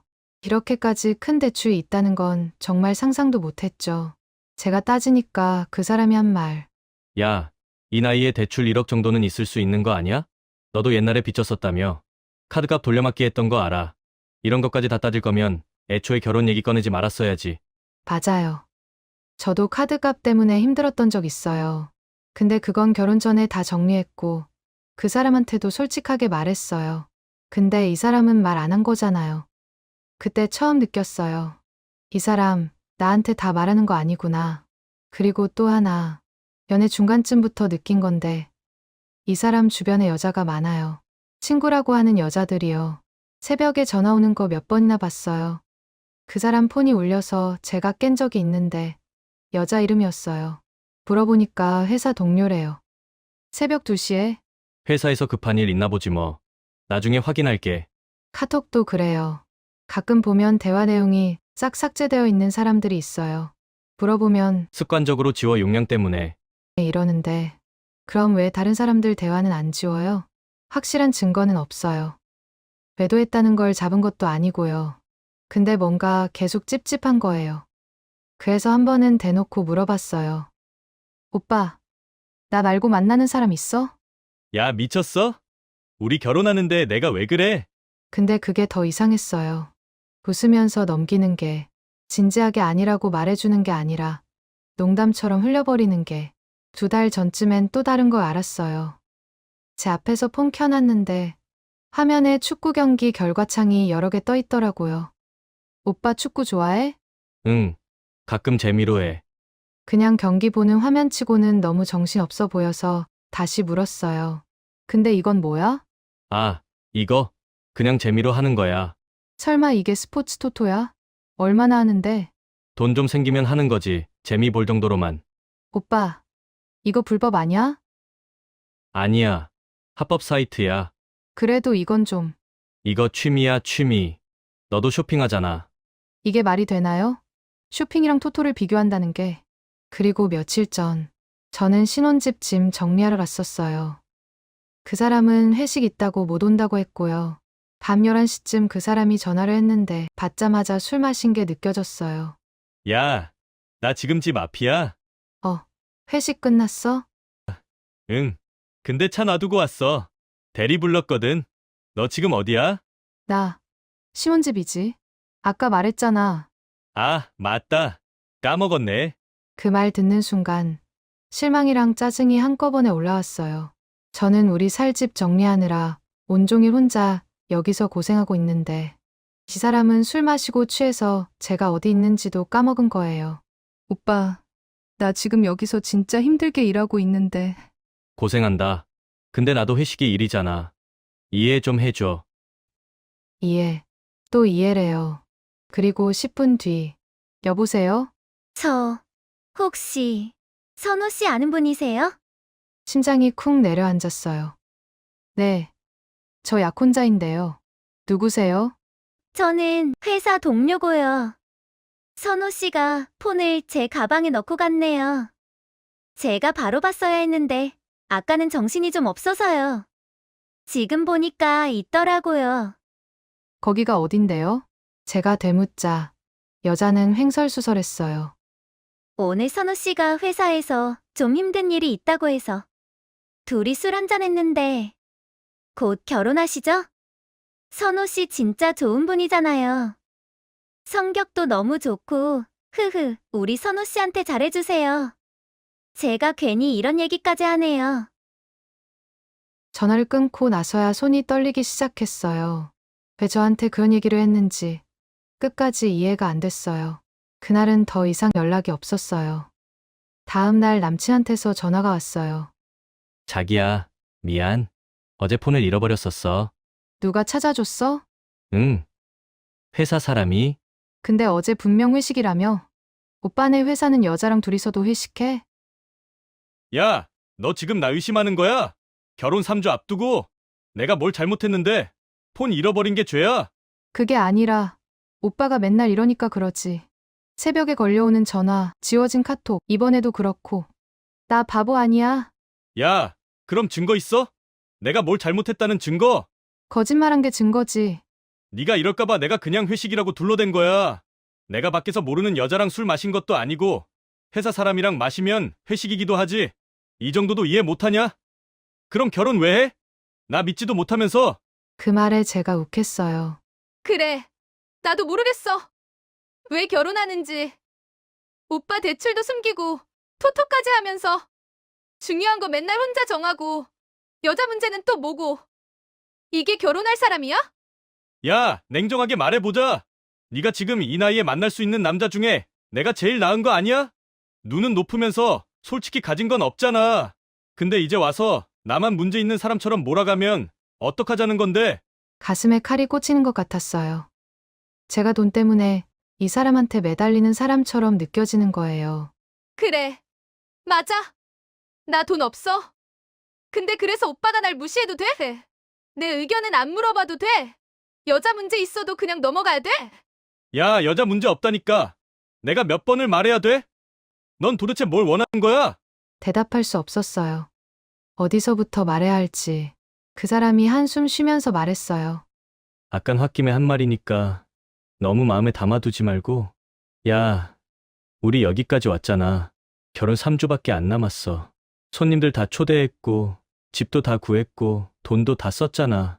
지금 그만두면 우리 둘 다 끝이야. 알지? 저도 알아요. 근데 그게 결혼을 해야 하는 이유가 될 수 있나요? 지금 일주일째 그 후로 연락 거의 안 했어요. 가끔 문자가 와요. 그래서 생각 좀 정리됐어? 안부 묻듯이 아무 일도 없었던 것처럼요. 아직. 근데 이 결혼을 그만두면 저한테 남는 게 뭘까요? 지금 통장에 남은 돈도 없고 혼자 살아갈 만큼의 능력이 있는 것도 아니에요. 그렇다고 이 사람이랑 평생을 함께 살아갈 자신이 있느냐고 물으면 그것도 아니거든요. 여기까지 왔는데 지금이라도 멈추는 게 맞는 건지 아니면 여기까지 왔으니까 그냥 가는 게 맞는 건지. 결혼 준비하면서 다들 많이 싸운다고는 하는데 다른 커플들도 이 정도는 싸우는 건가요? 여러분이라면 이 결혼 진행하시겠어요? 소개팅 상대에게서 번호가 매겨진 메시지를 받아본 적 있으신가요? 저는 있습니다. 2번 만난 사이였고 그 메시지는 밤 10시에 도착했습니다. 솔직히 말하면 이런 유형은 커뮤니티 썰에서나 보던 이야기인 줄 알았습니다. 이런 여자 실제로 있냐는 댓글을 보며 웃던 제가 그 상황에 앉아있을 줄은 몰랐습니다. 연애라기보다 동의 여부를 묻는 안내문처럼 가까웠습니다. 저는 연애를 쉰 지 3년쯤 됐습니다. 오래 일에 묻혀 살았고 어느 순간부터는 혼자인 게 그냥 일상이 됐어요. 외롭지 않은 게 아니라 외로움에 익숙해진 거겠죠? 그러다 선배한테 소개팅 주선이 들어왔고 오랜만에 나가보자는 마음으로 나간 자리였습니다. 그 만남이 설명회로 이어질 줄은 몰랐어요. 제 나이가 41입니다. 직장도 안정적이고 수입도 꽤 높은 편이에요. 몇 년 전에 작은 아파트도 마련했습니다. 넓지는 않지만 제 명의예요. 단정하게 살려고 노력하고 성실하다는 말은 주변에서 꽤 들었어요. 그런데 요즘은 그게 충분한지 모르겠더라고요.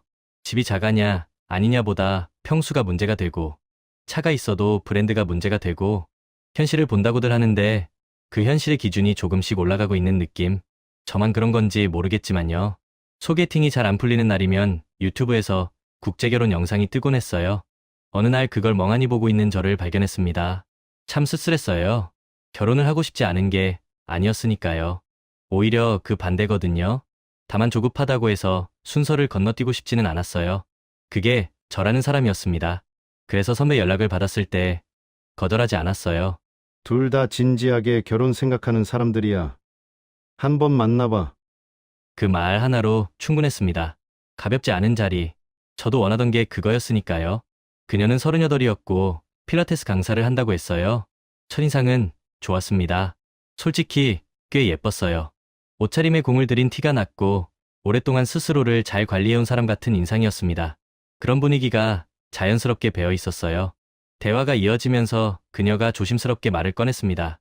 솔직하게 말씀드려도 될까요? 물론이죠. 이제 그냥 만나는 건 좀 힘들어서요. 3년 사귀다 헤어진 것도 있고요. 결혼 생각이 달라서 그렇게 됐거든요. 충분히 이해했습니다. 3년이라는 시간이 어떤 무게인지 모르지 않았으니까요. 저도 가볍게 만날 생각은 없어요. 그녀가 처음으로 편하게 웃었습니다. 그러고 나서 대화가 자연스럽게 흘렀어요. 동네 얘기가 나오면서 그녀가 물었습니다. 오빠는 지금 어디 사세요? 강동구 쪽에 작은 아파트 있어요. 아, 자가예요? 네, 제 명이에요. 가볍게 고개를 끄덕였습니다.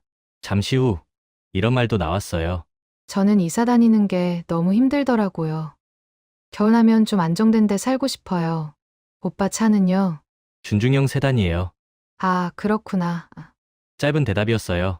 무례하지도 않았고 자연스러운 흐름이었습니다. 그런데 집에 오는 길에 그 장면들이 머릿속에서 한번 정리가 됐어요. 집자가 여부, 차 주거 안정. 따로 떼면 아무것도 아닌데 순서대로 나열하면 묘하게 체계가 있었습니다. 두 번째 만남은 일주일 뒤였습니다. 저녁을 먹으면서 이야기가 잘 흘렀어요. 좋아하는 영화 얘기, 주말을 어떻게 보내는지, 이 사람이랑 더 알아가고 싶다는 느낌이 들었습니다. 그런데 식사가 거의 끝날 무렵 결혼은 언제쯤 생각하고 계세요? 좋은 사람 만나면 자연스럽게 가지 않을까요? 몇 년 안으로는 생각하고 있어요. 몇 년씩이나요? 딱 잘라 말하기가 좀 어렵네요. 그녀가 잠시 뭔가를 재는 표정을 지었어요. 집에 오는 길에 그 표정이 자꾸 떠올랐습니다. 첫 만남에서 스쳤던 그 감각이 다시 올라왔어요. 며칠이 지났습니다. 밤 10시가 넘었을 때였어요. 씻고 나와서 소파에 앉는데 폰에 그녀 이름으로 알림이 떠 있었습니다. 메시지가 길었어요. 오빠, 솔직하게 공유하는 게 나을 것 같아서요. 부담스러우시면 말씀해 주세요. 그리고 번호가 매겨진 항목들이 이어졌습니다. 첫째, 신혼집은 오빠 아파트를 기반으로 하되 나중에 더 넓은 곳으로 이사하는 방향으로 생각하고 싶다. 둘째, 양가 부모님 인사는 교제 3개월 이내로. 셋째, 명절은 양가 번갈아 먼저 방문. 각자 부모님은 본인이 챙기기. 넷째, 생활비는 공동통장으로 관리. 다섯째, 자녀는 1명. 여섯째, 아이가 태어나면 일을 그만두고 싶고. 그 기간 동안 경제적인 부분은 오빠가 부담해주길 바란다. 일곱째, 종교는 서로 간섭하지 않기. 싫은 항목 있으면 편하게 말씀해 주세요. 조율할 의향 있어요. 저는 폰을 내려놓지 못했습니다. 그냥 앉아서 화면을 보고 있었는데 뭔가 꽉 막히는 느낌이 들더라고요. 항목 하나하나는 이해는 됐어요. 오히려 이걸 흐지부지 넘기다 나중에 싸우는 것보다 낫다고 할 수도 있었습니다. 그런데 한꺼번에 보니까 숨이 막히더라고요. 이건 대화를 시작하려는 게 아니었습니다. 이미 완성된 문서였어요. 제가 할 일은 동의하거나 조율을 요청하거나 그것뿐이었습니다. 그리고 그때 첫 만남이 다시 떠올랐어요. 자가 여부, 차, 주거 안정을 확인하던 그 순서, 그게 준비 과정이었던 거구나 하는 생각이 들었습니다. 그녀가 틀렸다고 생각하진 않습니다. 다만 그 방식 안에서 저는 사람이 아니라 조건처럼 느껴졌습니다. 솔직히 그 문자에 뭐라고 말해야 할지 몰랐습니다. 할 말이 떠오르지 않아 생각해보겠다고만 했습니다. 그렇게 답을 주지 않은 채 며칠이 흘렀습니다. 생각해 보셨어요? 제가 보낸 조건들 동의하실 수 있으세요? 동의하실 수 있으세요? 그 단어를 보는 순간 마음이 확 식었습니다. 화가 난 건 아니었는데 그 순간 저는 사람이 아니라 평가표 위에 놓인 느낌이었거든요. 메시지를 보낸 지 얼마 지나지 않아 전화가 왔습니다. 부담스러우실 거라는 건 알았어요. 근데 이런 부분은 미리 짚고 넘어가는 게 맞는 것 같아서요. 솔직히 말씀드려도 될까요? 네, 각각은 다 이해가 돼요. 근데 2번 만나고 이런 이야기가 나오니까 저는 좀 부담스럽네요. 저도 빠른 거 알아요. 근데 어차피 결혼 전제로 만나는 거잖아요. 방향이 맞는지 먼저 확인하는 게 맞지 않나요? 그 말이 틀렸다는 게 아니라 저는 그 확인 전에 사람을 먼저 알고 싶었거든요. 저도 사람을 안 보는 게 아니에요. 근데 사람이 좋아도 방향이 다르면 결국 힘들더라고요. 나이도 나이인지라 이제는 시간 낭비가 무섭기도 하고요. 그 말은 맞았어요. 부정할 수 없었습니다. 전화를 끊고 한동안 앉아 있었습니다. 이 대화가 서로를 알아가는 시간이 아니라 제가 기준에 맞는 사람인지 확인받는 자리처럼 느껴졌어요. 그 피로감이 사실 이번이 처음이 아니었다는 걸 그 순간 새삼 알았습니다. 친구들한테 얘기해보니 다들 비슷하게 말했습니다. 너를 좋아해서라기보다 결혼이 급해 보인다. 솔직히 너 조건 괜찮잖아. 그러니까 더 서두른 거 아니겠냐? 그 말을 듣고 나니 제가 왜 그렇게 피곤했는지 조금은 분명해졌습니다. 메시지를 보냈어요. 생각 많이 했는데요. 저는 더 이어가기가 어려울 것 같아요. 생각하는 방식이 많이 다른 것 같아요. 좋은 분 만나셨으면 좋겠습니다. 그녀가 마지막으로 보낸 메시지에는 이런 말이 적혀 있었습니다. 결혼 생각 없으시면 애초에 진지한 자리 나오지 않으시는 게 맞는 것 같아요. 그리고 진지한 건 좋은데 그렇게나 진지하셔서 결혼은 하시겠어요? 진지 많이 드시고 영원히 혼자 행복하게 잘 사세요. 솔직히 말하면 그 문자에 담긴 감정이 이해가 안 되는 건 아니었습니다. 거절당한 입장이었으니까요. 화가 났을 수도 있겠죠. 하지만 적어도 저는 누군가에게 쫓기듯 결혼하고 싶지는 않았습니다. 그게 마지막이었어요. 며칠 마음이 싱숭생숭했어요. 그녀가 틀렸다고 생각하지 않습니다. 같은 상처를 반복하고 싶지 않아서 처음부터 방향을 확인하려 했던 거겠죠. 그건 그녀의 경험에서 나온 논리였어요. 이해합니다. 다만 우리는 맞지 않았던 거겠죠. 그리고 그 이후로 다시 누군가를 만난다는 게 예전보다 조금 더 무거워졌습니다. 나쁜 감정은 아니에요. 사람을 만난다는 게 생각보다 많은 걸 요구하는 일이라는 걸 다시 한번 알게 된 것 같습니다. 여러분께 물어보고 싶습니다. 결혼을 전제로 만난다고 해서 사람보다 조건이 먼저 와도 되는 걸까요? 저는 그 순서가 아직도 잘 모르겠습니다. 사람이 아니라 조건으로 익힌다는 감각. 한 번쯤 느껴보신 분이라면 이 이야기가 남의 일처럼 들리지 않으셨을 겁니다. 비슷한 경험이 있으신 분, 혹은 반대 입장에서 공감되시는 분, 댓글로 이야기 나눠주시면 좋겠어요. 안녕하세요. 저는 올해 38 평범한 남자입니다. 1년 정도 만나고 있는 여자친구가 있어요. 7살 연하고 결혼을 생각하고 만났습니다. 여자친구는 정말 착한 사람이에요. 순하고 말 잘 듣고 제가 뭐라고 하면 절대 토를 달지 않아요. 처음엔 그게 좋았어요. 편하고 부담 없고 같이 있으면 마음이 편했거든요. 근데 요즘은 이 사람이랑 결혼해도 되는 건가 싶은 생각이 자꾸 듭니다. 여자친구는 생산직 공장에 다녔었습니다. 만나고 있을 때 다니던 곳을 그만둔 상태였어요. 사람들이 나한테 자꾸 뭐라 그러고 은근히 왕따 시켜서 그만뒀어. 진짜 나쁜 사람들은 어디 가도 있더라. 네가 잘못한 게 아니야. 그렇게 2달쯤 쉬다가 새 공장에 들어갔는데 석 달쯤 됐을 때 전화가 왔어요. 오빠, 나 일 그만두고 싶어. 무슨 일인데? 조장이 자꾸 혼내. 불량품을 자꾸 넘긴다고. 그럼 좀 더 신경 써서 보면 되잖아. 나는 열심히 보는데 자꾸 틀려.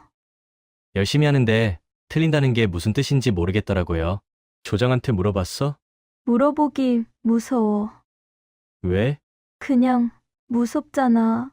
여자친구는 아무 말 없이 울기 시작했어요. 그땐 그냥 순한 성격이라고만 생각했습니다. 그러다 한 번은 여자친구가 배가 아프다며 전화가 왔어요. 그래서 병원에 가봤어? 아니, 아직. 왜 아직도 안 갔어? 아프면 빨리 가봐야지. 그래. 그러면 엄마한테 전화해서 데려다 달라고 해야겠네. 응. 배 아프면 그냥 가까운 병원 가면 되지. 왜 어머님한테 부탁해서 병원을 가? 나 병원 혼자 가본 적이 없어서 어떻게 하는지 모르겠어. 그냥 병원 가서 접수하고 진료 보면 되지. 접수가 뭐야? 말문이 막히더군요. 결국 제가 회사 조퇴하고 데리러 갔습니다. 진료실에서 의사 선생님이 물었어요. 어디가 불편하세요? 여자친구가 아무 말 없이 그저 저를 쳐다봤어요. 제가 대신 말했어요. 배가 아프다고 해서요. 언제부터 아팠어요? 여자친구는 그 간단한 질문에도 입술만 깨물고 있었어요. 그러자 의사 선생님이 저를 보더니 다시 여자친구를 봤어요.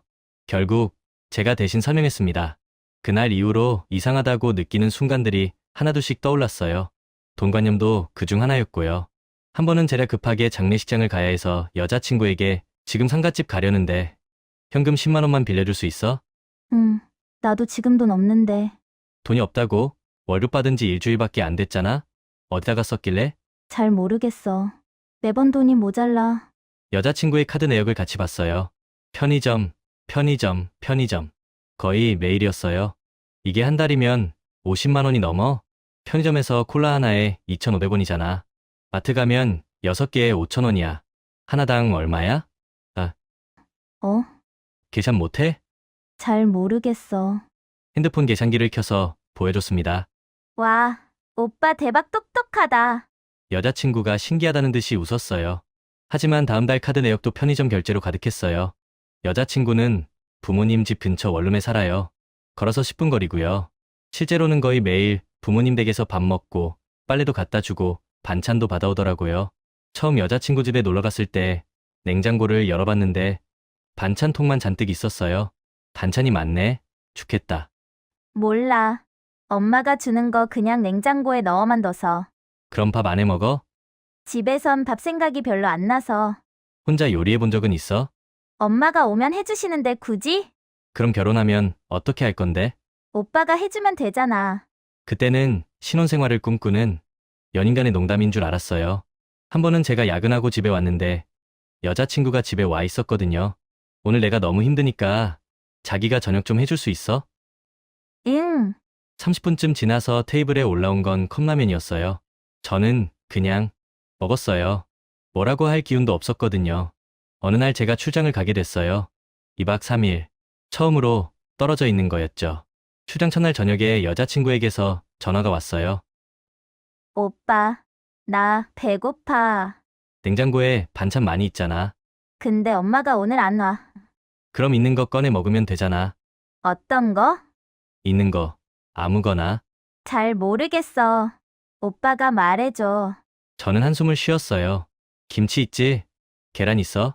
그럼 김치랑 계란 꺼내서 프라이팬에 볶아 먹어? 어떡해. 기름 두르고 김치 넣고 볶다가 계란 넣으면 돼. 오빠, 나 무서워. 뭐가 무서워? 잘못하면 어떡해. 그때 처음으로 생각했어요. 내가 없으면 이 사람은 어떻게 될까? 그렇게 출장 갔다 와서 여자친구 집에 갔어요. 싱크대에 설거지가 쌓여 있었어요. 설거지는 왜 안 했어? 그냥 밥 먹곤 피곤해져서. 여자친구는 침대에 누워 핸드폰을 보고 있었어요. 저는 아무 말 없이 설거지를 시작했죠. 설거지를 하면서 문득 생각했어요. 나는 지금 뭘 하고 있는 거지? 그날도 그냥 넘겼어요. 이상하다고 느끼면서도 말은 안 했습니다. 그러다 결국 지난주에 싸웠어요. 또 일을 그만두고 싶다고 해서요. 이번엔 좀 참고 다니는 게 어때? 회사 규모도 좋고 주변 사람들도 좋아 보이던데. 오빠가 더 좋은 곳 구해주면 안 돼? 저는 화가 났어요. 너 일은 네가 알아서 해야지. 오빠는 왜 내 편 안 들어줘? 편을 안 드는 게 아니라 너가 이렇게 살면 안 된다는 거야. 일도 자꾸 그만두고 돈도 관리 못하고 혼자서는 아무것도 못하잖아. 나 노력하는데. 노력을 했는데 달라지는 게 없잖아. 쉽게 포기만 하고. 여자친구는 아기같이 울기만 했어요. 더 이상 대화가 되지 않아서 그냥 나와버렸어요. 전화가 계속 왔고 받으면 울기만 했어요. 다음 날 오빠 미안해. 나 노력할게. 오빠 말 잘 들을게. 저는 그 문자를 보면서 허탈하게 웃었어요. 가끔 여자친구 부모님 댁에 가면 어머님이 말씀하세요. 우리 애가 좀 부족한 게 많아서 그래도 심성이 착하니까 잘 좀 챙겨주면 좋아질 거예요. 처음엔 겸손한 말인 줄 알았어요. 근데 자꾸 들으니까 진심 같더라고요. 그리고 어머님이 여자친구한테 하는 걸 보면 정말 어린애 대하듯 해요. 숟가락으로 떠서 입에 넣어주고 손 씻으러 데리고 가서 직접 씻겨주고요. 아버님도 저한테 말씀하시더라고요. 우리 애 손이 많이 가긴 하는데 좀 이해해줘. 그 말을 듣는 순간 저는 등골이 서늘했어요. 이해해준다는 게 대체 어디까지를 말하는 걸까요? 얼마 전에는 여자친구 부모님이 이런 말씀도 하셨어요. 결혼하면 신혼집은 걱정하지 말고 그리고 우리 딸하고 둘이서 할 수 있는 작은 가게도 하나 내주겠네. 다만 우리 딸이 일 힘들어하니까 무리하지 말고 자네가 전적으로 맡아서 해보면 어떻겠나. 솔직히 조건만 보면 고마운 이야기죠. 하지만 그 말을 들으면서도 머릿속에 떠오른 건 집도 가게도 아니었어요. 그저 이 사람을 내가 평생 돌봐야 하는구나. 그 생각뿐이었습니다. 얼마 전에 여자친구가 그러더라고요. 오빠 만나고 나서 많이 배웠어. 오빠 아니었으면 어떻게 살았을지 몰라. 그 말을 들었을 때 고맙다는 생각보다 먼저 마음이 무거워졌습니다. 하지만 연인으로 함께 살고 있는 게 아니라 이 사람의 삶을 제가 대신 책임지고 있는 건 아닐까 그런 생각이 듭니다. 연인을 원했지 돌봐야 할 사람을 원했던 건 아니었는데 말이에요. 사랑이 없는 건 아닙니다. 좋아하는 마음도 있고 정도 있고 그래서 여기까지 온 것도 사실이고요. 근데 요즘은 이 사람이랑 함께 살아가는 그림을 떠올리면 마음이 편해지기보다는 자꾸 겁부터 납니다. 잘해줄 자신이 없어서가 아니라 어디까지가 연인이고 어디부터가 책임인지 그 경계가 자꾸 흐려지는 것 같아서요. 같이 살아가면서 조금씩 맞춰가는 건 괜찮을 것 같은데 이 사람의 삶 전체를 내가 대신 떠안게 될까봐 그게 솔직히 무섭습니다. 당사자가 되다 보니 객관적으로 판단이 잘 서지 않네요. 비슷한 경험이 있으시거나 이 글을 읽고 떠오른 생각이 있다면 한 말씀씩 들려주셔도 좋겠습니다. 안녕하세요. 익명의 힘으로 용기를 내어 사연 보냅니다. 고통이랑 쾌감은 같은 거야. 너도 자꾸 하다 보면 좋아질 거야. 나 좋아하면서 이 정도는 참아줘야지. 이게 남자친구한테 들은 말 중 제일 충격적인 말이에요. 지금 제 몸 여기저기에 자국들이 남아있어요. 남자친구는 그걸 보면서 좋아하고요. 여기 봐. 이거 내가 한 거지? 예쁘다, 진짜 예뻐. 소름이 돋았어요. 이게 사랑인가요? 제가 가스라이팅을 당한 건가요? 아니면 원래 제가 그런 성향이 있었는지 이젠 헷갈립니다. 저희 만난 지 1년 좀 넘었고 20대 중후반 커플입니다. 남자친구는 솔직히 말하면 외모가 좀 많이 잘생긴 편이에요. 딱 봐도 여자들이 좋아하게 생긴 얼굴이랄까요? 제 친구들이 처음 봤을 때 너 진짜 로또 맞았다고 했을 정도거든요. 키 크고 얼굴은 훈훈하고 옷도 잘 입는 편이에요. 제가 좀 얼빠라 남친 사귈 때 항상 외모가 1순위이긴 했어요. 성격도 시원시원하고 말도 잘 통하는 편이고요. 무엇보다 제 성격이 좀 둥글둥글하고 순한 편이라 잘 맞는다고 생각했어요. 첫 소개팅은 평범했어요. 카페에서 만나서 이야기하고 그때 남친이 그러더라고요. 나 이상형이 따로 있어. 성격 좋고 순종적인 여자. 요즘 여자들 너무 세잖아. 근데 너는 뭔가 다른 것 같아. 솔직히 그 말이 좀 이상하긴 했는데 워낙 마음에 들어서 대수롭지 않게 넘겼어요. 저도 원래 싸우는 거 싫어하고 남자가 리드하는 게 편한 스타일이거든요. 며칠 뒤 남친이 연락 왔어요. 저번에 네가 그 밴드 좋아한다고 했잖아. 콘서트 표 구했는데 같이 갈래? 깜짝 놀랐어요. 제가 지나가듯 한 말을 기억하고 있었다니. 그날 콘서트 보고 너무 즐거웠어요. 완전히 반했죠. 3개월 동안은 정말 꿈 같았어요. 주말마다 데이트 코스도 미리 짜오고 제가 힘들어하면 회사 앞까지 마중 나와주고. 너 같은 여자 처음이야. 순하고 예쁘고 내가 평생 지켜줄게. 저도 완전히 빠졌어요. 이렇게 잘생기고 다정한 남자가 저를 좋아해주다니. 친구들도 부러워했고 저도 너무 행복했어요. 근데 만난 지 몇 개월이 지나자 남친의 찐 본색이 드러났어요. 좋게 말하면 심한 장난? 성향 차이? 라고 볼 수도 있으려나요? 확실한 건 지금 정상적인 연애는 아닌 것 같습니다. 처음엔 귀여웠어요. 머리 쓰다듬으면서 이마를 톡톡 치는 거. 우리 강아지 또 말 안 들어? 저도 장난스럽게 받아들였죠. 원래 제가 순한 편이라 그냥 웃고 넘겼어요. 근데 점점 더 세지기 시작했어요. 어느 주말 데이트 중이었어요. 분위기 좋게 밥 먹고 있는데 아, 근데 말이야. 너 요즘 화장 진하게 하는 거 별로야. 왜 굳이 그렇게 떡칠해? 지금 이 타이밍에 기분 나쁘다고 했더니 에이, 장난인데 왜 그래? 진지충 왔네? 손이 날아와 이마에 닿았어요. 확실히 아팠습니다. 너 말투 좀 고쳐. 왜 맨날 툭툭거려? 애 같아. 알았어, 알았다니까. 바로 저거야. 그렇게 까불면 오빠한테 혼나. 또 이마를 쳤어요. 장난이 아니었습니다. 순한 제 성격을 알고 이용하는 것 같았어요. 회사 일 때문에 30분 정도 늦은 적이 있어요. 만나자마자 엄청난 욕설과 비난이 쏟아졌어요. 야, 진짜 너 맨날 이런 식이지? 핑계 대지 마. 네가 시간관념이 없는 거지. 오빠 진짜 어쩔 수 없었다니까. 시끄러워. 너 그렇게 살다가 회사에서도 잘릴 거야. 제가 반박하려는 순간 손가락으로 제 이마를 확 밀더라고요. 뒤로 휘청거렸습니다. 야, 정신 차려. 네가 지금 누구한테 그런 식으로 말해? 내가 순종적인 여자 좋아한다고 했지? 그게 너였는데 요즘 변한 거 아니야? 너무 놀라서 말이 안 나왔어요. 남친은 끝까지 저를 몰아세우고 무섭게 화를 냈어요. 그날은 많이 울었고 지쳐서 제가 먼저 사과했어요. 알았어. 내가 잘못했어. 원래 싸우는 거 싫어하는 성격이라 그냥 제가 접는 게 편했어요. 그런데 그날 밤, 새벽 2시쯤 초인종이 울렸어요. 문 열었더니 남자친구가 꽃다발 들고 서 있더라고요. 자기야, 미안해. 아깐 내가 너무 심했지? 나도 모르겠어. 너 생각하면 너무 좋아서 미칠 것 같은데. 그래서 더 화가 나는 것 같아. 용서해 줄래? 울컥했어요. 이게 진짜 오빠구나. 아까 그건 실수였던 거구나. 근데 며칠 뒤엔 또 그날 일을 꺼내면서 이마를 때렸고, 그 주 금요일엔 제가 한 달 전에 말했던 향수를 사들고 나타났어요. 내 여자한테 선물하는데 뭐가 비싸? 너가 행복하면 나도 행복해.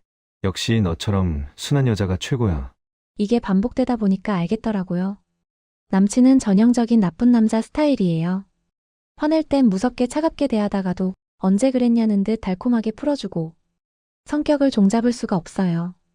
그래서 같이 있으면 항상 긴장되고 불안해요. 다음엔 또 어떤 모습일지 예측이 안 되니까요. 그렇게 조금씩 제가 변해갔어요. 어느 순간부턴 남자친구 눈치를 보게 되더라고요. 오빠 오늘 저녁 뭐 먹을까? 파스타 어때? 너 맨날 파스타야. 좀 다른 거 생각 안 해? 그럼 한식? 한식은 어제 먹었잖아. 기억력도 없어? 오빠가 정해줘. 왜 맨날 나한테 의존해? 뭘 골라도 지적당해요. 외모 지적도 끝이 없어요. 너 요즘 살 좀 쪘지? 헬스장 좀 다녀.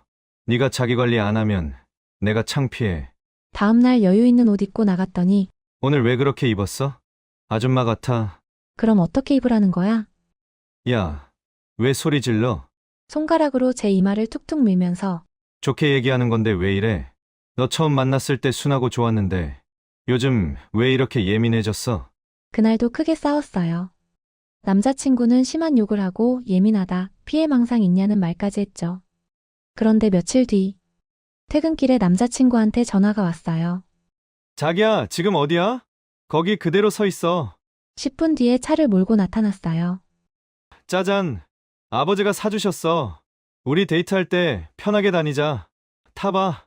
차 안에는 제가 좋아하는 음악이 틀어져 있고 조수석엔 케이크 상자가 놓여 있었어요. 오빠 이거 무슨 날도 아닌데. 의자기 선물하는데 무슨 날이 필요해? 그냥 네가 좋아서 착하고 순종적인 여자 만나서 내가 복 받았어. 역시 오빠는 날 사랑하는구나. 내가 예민했던 거야. 이렇게 로맨틱하니까 서운했던 건 잊어버리게 되더라고요. 제 성격도 원래 오래 삐져있는 스타일은 못 되거든요. 제일 말하기 힘든 게 따로 있어요. 관계 가질 때요. 상대에게 통증을 주는 행동에 집착하는 편이에요. 처음엔 애정 표현인 줄 알았어요. 그땐 이미 싫다는 말보다 분위기 깨면 안 된다는 생각이 먼저 들었거든요. 근데 다음에도 그 다음에도 똑같았어요. 아니, 점점 더 세졌어요. 진지하게 얘기했습니다. 오빠, 나 진짜 이건 싫어. 그때 남자친구가 한 말이 바로 처음에 말씀드린 그거였어요. 고통이랑 쾌감은 같은 거야. 너도 자꾸 하다 보면 좋아질 거야. 나 좋아하면서 이 정도는 참아줘야지. 순종적인 여자 좋다고 했더니 이 정도도 못 참아? 남자친구 말빨이 너무 세요. 길게 말하면 결국 제가 수긍하고 끝나요. 원래 제가 말싸움을 못하는 성격이라. 그리고 더 이해 안 되는 건 남자친구가 그 자국들을 보면서 좋아한다는 거예요. 너 이런 거 있으니까 더 섹시해 보여. 나만 볼 수 있는 거잖아. 그리고 너 나한테 받은 거니까 자랑스러워해야지. 자랑스러워하라고요? 관계 끝나고 나면 거울 앞에 세워놓고 여기 봐. 이 색깔 진짜 예쁘지 않아? 나만의 흔적 같은 거잖아. 흔적이라는 말에 할 말을 잃었어요. 친구들이 올 여름 수영장 가자고 했는데 못 간다고 했어요. 수영복 입으면 다 보이니까. 근데 그 다음 주말 남자친구가 갑자기 제주도 여행을 예약했더라고요. 자기야, 우리 좀 쉬어야 할 것 같아. 요즘 내가 스트레스가 많아서 너한테 좀 심했지? 미안해. 이번 주말에 제주도 가자. 호텔도 오션뷰 잡았어. 이러니 흔들릴 수밖에 없어요. 그런데 남친을 맞추기가 쉽지가 않아요. 회사 회식도 남친 심기 건드리기 싫어서 미리 말하고 갔거든요. 너 술 마셨어? 다른 남자들이랑 같이 마신 거야? 나 기분 나빠. 다음부터는 내가 허락할 때만 가. 회사 회식까지 허락받고 가라니. 예쁜 원피스 입고 나갔을 때는 야, 너 그거 입고 나온 거야? 너무 짧아. 들어가서 갈아입어. 무릎 길이였는데도 결국 갈아입었어요. 지금 가장 두려운 건 어느 순간부터 이게 익숙해졌다는 거예요. 관계 가질 때도 이제는 평범하게 하면 뭔가 밋밋하고 감흥이 없어요. 이 강렬한 감정들에 익숙해진 것 같아요. 그래서 헤어질 자신이 없어요. 좋을 때는 너무 좋으니까요. 깜짝 이벤트도 해주고 다정할 땐 한없이 다정하니까. 내가 예민한 건가? 남자친구는 사랑해서 그러는 건데 내가 오버하는 건가? 남자친구는 성향이라고 사랑하면 이해해달라고 하는데 머리로는 이해가 안 돼요. 저도 제 마음을 확실히 잘 모르겠네요. 이런 제가 이상한 걸까요? 아니면 사랑인 척하는 폭력에 조금씩 길들여진 걸까요? 안녕하세요. 저는 29살 회사원입니다. 지금 이 글을 쓰면서도 제가 너무 한심하게 느껴집니다. 사랑이라고 믿었던 1년이 있었어요. 그 사람을 위해서라면 뭐든 해줄 수 있다고 생각했고 실제로 그렇게 했습니다. 그런데 지금 제 손에 남은 건 돌려받지 못한 700만 원과 갚아야 할 대출 200만 원, 그리고 다시는 채울 수 없을 것 같은 상처뿐이에요. 돈을 돌려달라고 했더니 오히려 제가 나쁜 사람이 됐고 사랑했던 사람은 잠수를 탔습니다. 저는 밤마다 카톡창을 열어보며 혹시 메시지가 와 있을까 기대하는 멍청한 사람이 됐어요. 이게 다 한 사람을 너무 믿었던 선택 때문이었습니다. 여친을 처음 만난 건 헬스장이었어요. 퇴근 후에 운동하러 가는데 여자친구가 그 헬스장에서 필라테스 강사로 일하고 있었거든요. 어느 날 제가 운동하다가 허리를 삐끗했을 때 여자친구가 다가왔어요. 회원님, 이렇게 풀어주셔야 해요. 제가 도와드릴게요. 그날을 계기로 조금씩 말을 트게 됐고 운동 끝나고 가볍게 커피도 마시면서 자연스럽게 친해졌습니다. 밝은 성격의 말도 잘 통했고 같이 있으면 괜히 기분이 좋아지는 사람이었어요. 그렇게 몇 번 더 만나면서 결국 제가 먼저 마음을 고백했습니다. 다행히 여자친구도 저한테 호감이 있었다고 하더라고요. 저도 오빠 눈여겨보고 있었어요. 항상 성실하게 운동하시는 모습이 좋아 보였거든요. 처음엔 정말 행복했습니다. 데이트도 자주 하고 주말마다 근교로 여행도 다녔어요. 그때는 이 사람이 제 인생에서 마지막 사람일 거라고 믿었어요. 그런데 사귄 지 2달쯤 됐을 때부터 조금씩 달라지기 시작했습니다. 오빠, 미안한데 이번 달 월세가 좀 모자라. 30만 원만 빌려줄 수 있어? 필라테스 강사 월급이 그렇게 많지 않다는 건 알고 있었어요. 자취하면서 혼자 생활비 감당하는 게 쉽지 않겠다 싶었고요. 사귀는 사이인데 그 정도는 당연하다고 생각했습니다. 걱정하지 마. 천천히 갚아도 돼. 그 다음은 카드값이 밀렸다고 했어요. 50만 원이었습니다. 이번에도 도와줬어요. 사랑하는 사람이 힘들어하는데 어떻게 모른 척 하겠어요. 그 다음엔 통신비, 병원비, 처음엔 급한 일이 있나 보다 했는데 점점 뭔가 이상하다는 생각이 들기 시작했습니다. 오빠, 고마워. 다음 달에 꼭 갚을게. 오빠 아니면 난 어떡해. 나 진심으로 걱정해주고 도와주는 사람 오빠밖에 없다. 우리 오빠 최고. 근데 한 번도 갚은 적이 없어요. 처음 빌려준 30만 원부터 지금까지 단 한 푼도요. 그러면서 항상 다음 달엔 여유 있을 것 같아 라고만 했습니다. 이상한 건 돈 얘기는 항상 다음 달로 미뤄졌는데 SNS에는 고급 식당 사진이 올라오고 카페는 하루가 멀다 하고 다니더라고요. 집이 멀다는 이유로 택시 타는 것도 어느새 당연해졌고요. 지금 내 카드 한도 다 차서 그런데 오빠가 대신 결제해줄 수 있어? 한두 번은 급한 상황 같아서 대신 계산해줬고 배고프다고 연락이 오면 배민으로 대신 시켜주기도 했어요. 이런 푼돈들까지 다 합치면 얼마나 될지 이제는 계산할 엄두도 안 납니다. 빌려준 돈만 거의 700만 원쯤 되거든요. 그런데 뭔가 이상했어요. 그렇게 돈이 없다고 하면서도 만날 때마다 새로운 걸 들고 나왔거든요. 어? 그 가방 새로 샀어? 언니가 생일 선물로 줬어. 항상 이런 식이었어요. 처음엔 의심하지 않았는데 점점 석연치 않았습니다. 그러던 어느 날 제가 처음으로 여자친구 자취방에 가게 됐어요. 사실 그 전까지는 여자친구가 집이 너무 좁고 지저분하다며 꺼렸거든요. 근데 그날은 여자친구가 몸이 안 좋다고 해서 제가 먼저 찾아간 거였어요. 오빠, 미안해. 집이 좀 그래도 이해해줘. 현관문을 열고 들어간 순간 저는 멈칫했습니다. 원룸이었는데 신발장엔 명품 운동화가 몇 켤레나 보였고 거실 한쪽 벽면엔 가방들이 쭉 진열돼 있었어요. 샤넬, 루이비통. 제가 봐도 아는 브랜드들이었습니다. 대충 세어봐도 10개는 넘어 보였어요. 옷걸이엔 명품 패딩도 걸려 있었고요. 저는 노페 잠바 입고 10만 원짜리 운동화 신고 다니는 편인데 여자친구 옷장을 보고 나니 괜히 현타가 왔습니다. 이거 다 명품 아니야? 응? 아, 그거. 언니들이 준 거도 있고. 짝퉁도 좀 섞여 있어. 여자친구는 대수롭지 않게 웃으며 넘어갔어요. 그 순간 머릿속이 복잡해졌습니다. 월세도 못 낼 정도로 돈이 없다던 사람이 이렇게 많은 명품을 가지고 있다니 설령 선물 받은 거나 짝퉁이라고 해도 뭔가 이상했어요. 근데 그날 저는 아무 말도 못했습니다. 내가 너무 예민한 건가? 진짜 선물 받은 거면 어떡하지?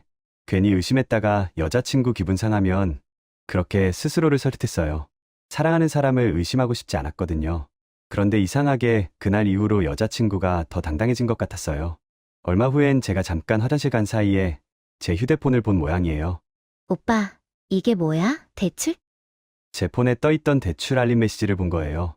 여자친구한테 돈을 빌려주느라 생활비가 부족해서 받은 거였습니다. 아, 그게 오빠가 나한테 돈 빌려주느라 대출 받은 거야? 미안해. 나 때문에. 그때 여자친구가 미안해하는 것 같아서 저는 괜찮다고 했어요. 아니야, 별거 아니야. 다른 일 때문에 받은 거야. 근데 이상하게 그 이후로는 오히려 더 편하게 돈을 요구하더라고요. 제가 대출까지 받아가면서 도와주니까 이젠 완전히 편해진 것 같았습니다. 그리고 최근에 결정적인 사건이 있었습니다. 여자친구가 갑자기 동거를 하자고 제안한 거예요. 오빠, 우리 이제 같이 살까? 응? 갑자기? 요즘 혼자 사는 게 너무 외로워. 그리고 우리 1년이나 넘게 만났잖아. 솔직히 말하면 저는 결혼도 생각하고 있었어요. 여자친구를 사랑했으니까요. 근데 지금 제 상황이 너무 안 좋거든요. 모아뒀던 적금은 다 깨서 여자친구한테 빌려줬고 그래도 모자라서 대출까지 받은 상태인데 동거를 하면 돈이 더 들게 뻔하잖아요. 나도 그러고 싶은데 지금은 좀 준비가 필요할 것 같아. 그랬더니 여자친구 표정이 확 굳더라고요. 오빠는 나랑 미래를 생각하지 않는 거야? 1년이나 만났는데 이것도 못 해줘? 아니야, 그게 아니라 다른 남자들은 다 여자친구랑 살고 싶어서 난리인데 오빠는 나한테 관심 없는 거지? 아니면 다른 여자 있어? 갑자기 화를 내면서 역공을 하는 거예요. 제가 잘못한 것처럼요. 그게 아니라 지금 경제적으로 여유가 없어서. 오빠 월급이면 충분히 할 수 있잖아. 아니면 나한테 돈 쓰기 싫은 거야? 그 순간 정신이 번쩍 들었습니다. 지금까지 빌려준 돈도 많고 받은 돈은 단 한 푼도 없는데 이 사람은 그걸 당연하게 생각하고 있구나. 그날 밤 잠을 한숨도 못 잤어요. 곰곰이 생각해봤습니다. 우리 관계가 진짜 사랑일까? 그 여자친구를 만나서 진지하게 얘기했습니다. 그동안 빌려준 돈에 대해 얘기 좀 하자. 오빠, 갑자기 왜 그래? 돈 얘기를 하면 우리 사이가 너무 삭막해지잖아. 너가 빌려간 돈만 700만 원이 넘어. 언제쯤 갚을 수 있어? 그랬더니 여자친구 얼굴이 확 변하더라고요. 오빠, 실망이다. 사귀는 사이인데 돈 계산을 그렇게 칼같이 해? 나 지금 오빠한테 완전 상처받았어. 아니, 그게 아니라 오빠가 그동안 날 사랑한 게 아니라 투자한 거였구나. 돈 때문에 나랑 사귄 거야? 실망이야. 저는 할 말을 잃었습니다. 빌려간 돈을 달라고 했더니 어느새 제가 나쁜 사람이 돼 있었어요. 나 이런 남친 처음 봐. 사랑하는 사람한테 돈 갚으라고 하는 사람. 그리고 그날 이후로 연락이 끊겼습니다. 제가 돈 얘기를 꺼낸 게 잘못인 것처럼요. 그 후로 한동안 저는 이 일을 누구한테도 말하지 못했습니다. 창피했어요. 제가 바보처럼 당했다는 사실이 너무 부끄러워서 한동안은 혼자 쏘가리만 했습니다. 그러다 어느 날 친구랑 술을 마시다가 제일 친한 친구에게 결국 털어놨어요. 참을 수가 없더라고요. 그래서 지금 여자한테 700만 원이나 날린 거야? 응. 야, 호구 잡혔네. 그게 무슨 사랑이야. 그 여자는 너한테 뭐 해준 건 있어? 그래도 뭐라도 받긴 받았어. 생일 때 직접 만든 케이크랑 수제 쿠키, 폴로 셔츠도 한 번 받아봤고. 그게 다야? 너는 그렇게 많이 도와줬다며. 데이트 비용도 거의 다 내가 냈어. 그게 어느 순간 너무 당연해졌더라. 뱀이네 꽃뱀. 그냥 깨끗하게 정리해. 그런 애가 뭐가 아까워. 친구 말이 틀린 건 아니었어요. 근데 그 말이 위로가 되기는커녕 오히려 더 씁쓸하더라고요. 제가 그렇게 우스운 사람이었나 싶고 1년이라는 시간이 너무 허무하게 느껴졌습니다. 그건 사랑이 아니라 이용이야. 이제라도 정신 차린 게 다행이지. 머리로는 이해가 되는데 마음은 쉽게 따라주지 않더라고요. 그래도 아직 여자친구가 보고 싶습니다. 연락이 끊긴 지 일주일이 넘었는데 밤마다 카톡을 열어보게 돼요. 혹시 연락이 와 있을까 싶어서요.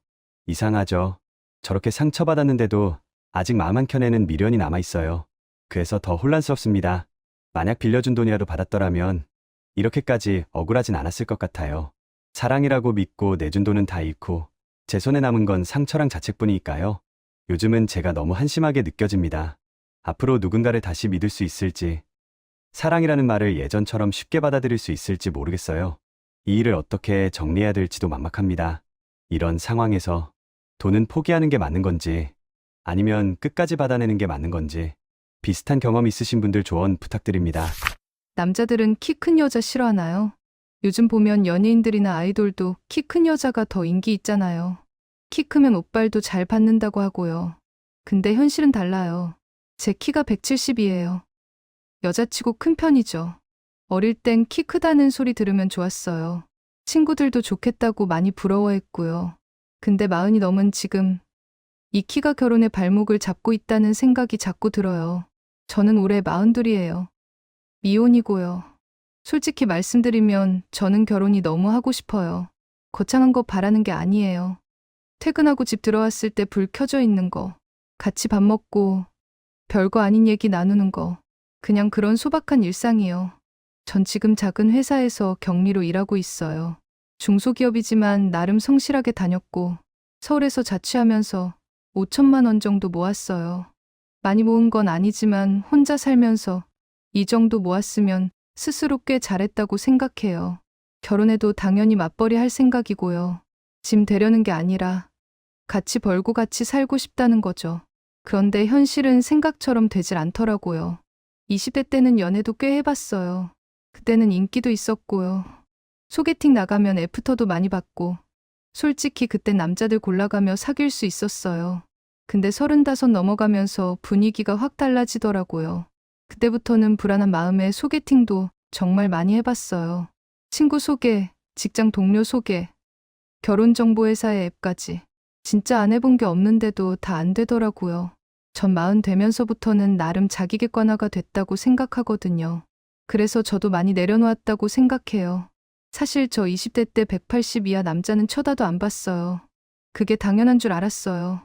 키 되고 얼굴도 되고 직업도 되고 그런 남자들이랑만 만났어요. 그때는 그게 가능했거든요. 근데 지금은 다르다는 걸 저도 잘 알고 있어요. 제가 이제 조건 따질 입장은 아니라는 거요. 변호사, 의사 같은 사짜 직업 바라는 것도 아니에요. 대기업까지 바라지도 않고요. 근데 먹고는 살아야 되니까 그냥 안정적으로 다니는 직장, 중견기업이나 공기업 정도면 좋겠다는 생각이에요. 나이도, 외모도 많이 포기했어요. 가끔은 소개받고 나서 이건 좀 너무한 거 아닌가 싶은 분들도 만났고요. 근데 딱 하나, 진짜 딱 하나만 못 놓겠어요. 키요. 제가 170이니까 남자는 최소 저보다는 커야 한다는 게 저한테 마지막 마지노선이에요. 175 이상. 그것만이요. 저한테는 이게 엄청나게 양보한 건데 주변에서는 그것도 높다고 해요. 저보다 작은 남자랑 같이 다니는 모습이 잘 상상이 안 돼요. 키가 작으면 남자로도 잘 안 느껴지고요. 한 번은 친구가 소개를 해줬는데요. 괜찮은 사람이라고 일단 만나보라고 성격도 좋다고 하더라고요. 그래서 나갔죠. 근데 딱 보자마자 속으로 했어요. 키는 저랑 거의 비슷해 보이고요. 머리는 위가 벌써 좀 훤하고 배도 나왔고요. 그래도 직업은 좋았어요. 이름 있는 대기업이었거든요. 그 순간 이런 생각이 들더라고요. 아, 내가 지금 이 정도로 한물간 건가? 물론 겉으로는 아무 말도 안 했어요. 예의는 지켜야 하니까요. 그래도 사람 마음이 그렇잖아요. 소개팅 나가기 전에는 또 최소한의 기대치라는 게 있잖아요. 친구한테까지 화가 나더라고요. 친구가 나를 뭘로 보고 이런 사람을 소개해 준 걸까? 용기 내서 결혼정보회사도 가봤어요. 제 조건 카드 쓰면서 키 175 이상으로 해달라고 했더니 상담사가 이렇게 말하더라고요. 고객님 나이와 조건에서는 키까지 보시면 매칭이 좀 어려워요. 다른 건 다 내렸는데 그것만은 좀. 고객님도 알다시피 키 크고 조건 좋은 남성분들은 더 어린 분들을 선호하셔서요. 그리고 솔직히 말씀드리면 남성분들이 키 큰 여성을 그렇게 선호하는 편은 아니세요. 특히 고객님처럼 키가 크시면 매칭풀이 더 줄어드는 건 사실이에요. 반대로 키가 많이 작으신 남성분들이 키 큰 여성분을 좋아하시기도 해요. 현실적으로 생각해 보시면 어떨까요? 현실적으로. 그 말을 듣고 나니까 괜히 제 키가 단점처럼 느껴지더라고요. 사실 이런 얘기를 처음 듣는 것도 아니었어요. 소개를 받기도 전에 상대 남자 쪽에서 제가 키가 크다는 이유로 거절당한 적이 몇 번 있었거든요. 내가 뭘 잘못한 것도 아닌데 그냥 키가 크다는 이유만으로 만나보지도 않고 걸러지는 거잖아요. 그럴 때마다 괜히 내가 결혼 시장에서 감점 요인인 것처럼 느껴졌어요. 키가 원래는 장점인 줄 알았는데 어느 순간부터 그게 단점이 됐더라고요. 그래도 일단 등록은 했어요. 거기서 연결해준 남자가 있었는데요. 나이도 비슷하고 직업도 있고 키도 178이라고 했고 오랜만에 좀 설렜어요. 만나보니까 기대 이상이었어요. 분위기도 좋았고 대화도 자연스럽게 이어지고 유머 코드도 잘 맞았고요. 그래서 속으로는 이번엔 될 줄 알았거든요. 소개팅 끝나고 집에 가는 길에도 괜히 기분이 좀 들떠 있었어요. 근데 애프터가 없더라고요. 그냥 나만 마음에 들었던 거죠. 앱도 해봤어요. 프로필 사진도 공들여 찍고 자기소개도 신경 써서 썼어요.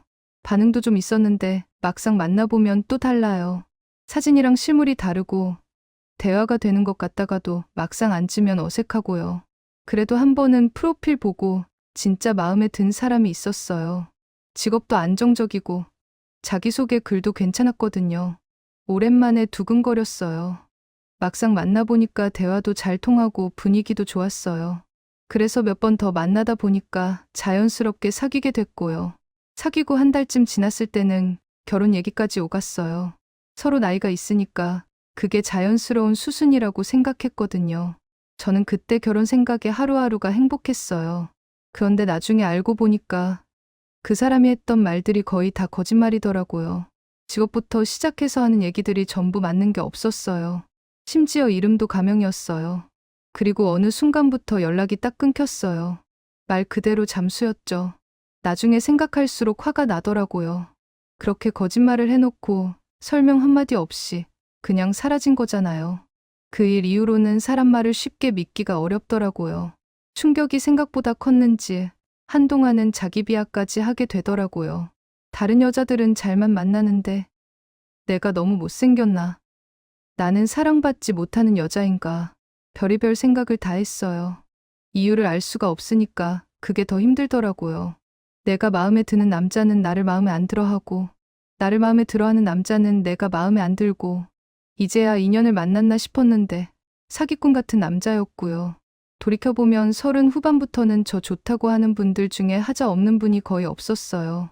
직업이 불안정하다거나 만나자마자 본인 힘든 얘기를 폭포수처럼 쏟아내거나 돌싱이거나 지금까지 만난 소개팅 중에 제일 당황스러웠던 분도 있었어요.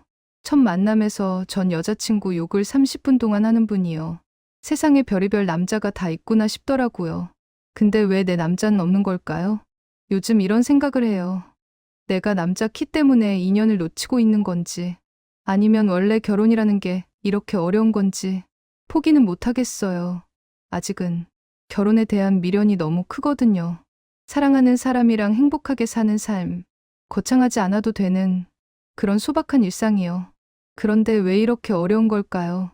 남자 키 175 하나 때문인 건지 아니면 그냥 제가 남자복이 없는 건지 제가 아직도 욕심을 부리고 있는 걸까요? 솔직한 의견 들어보고 싶어요.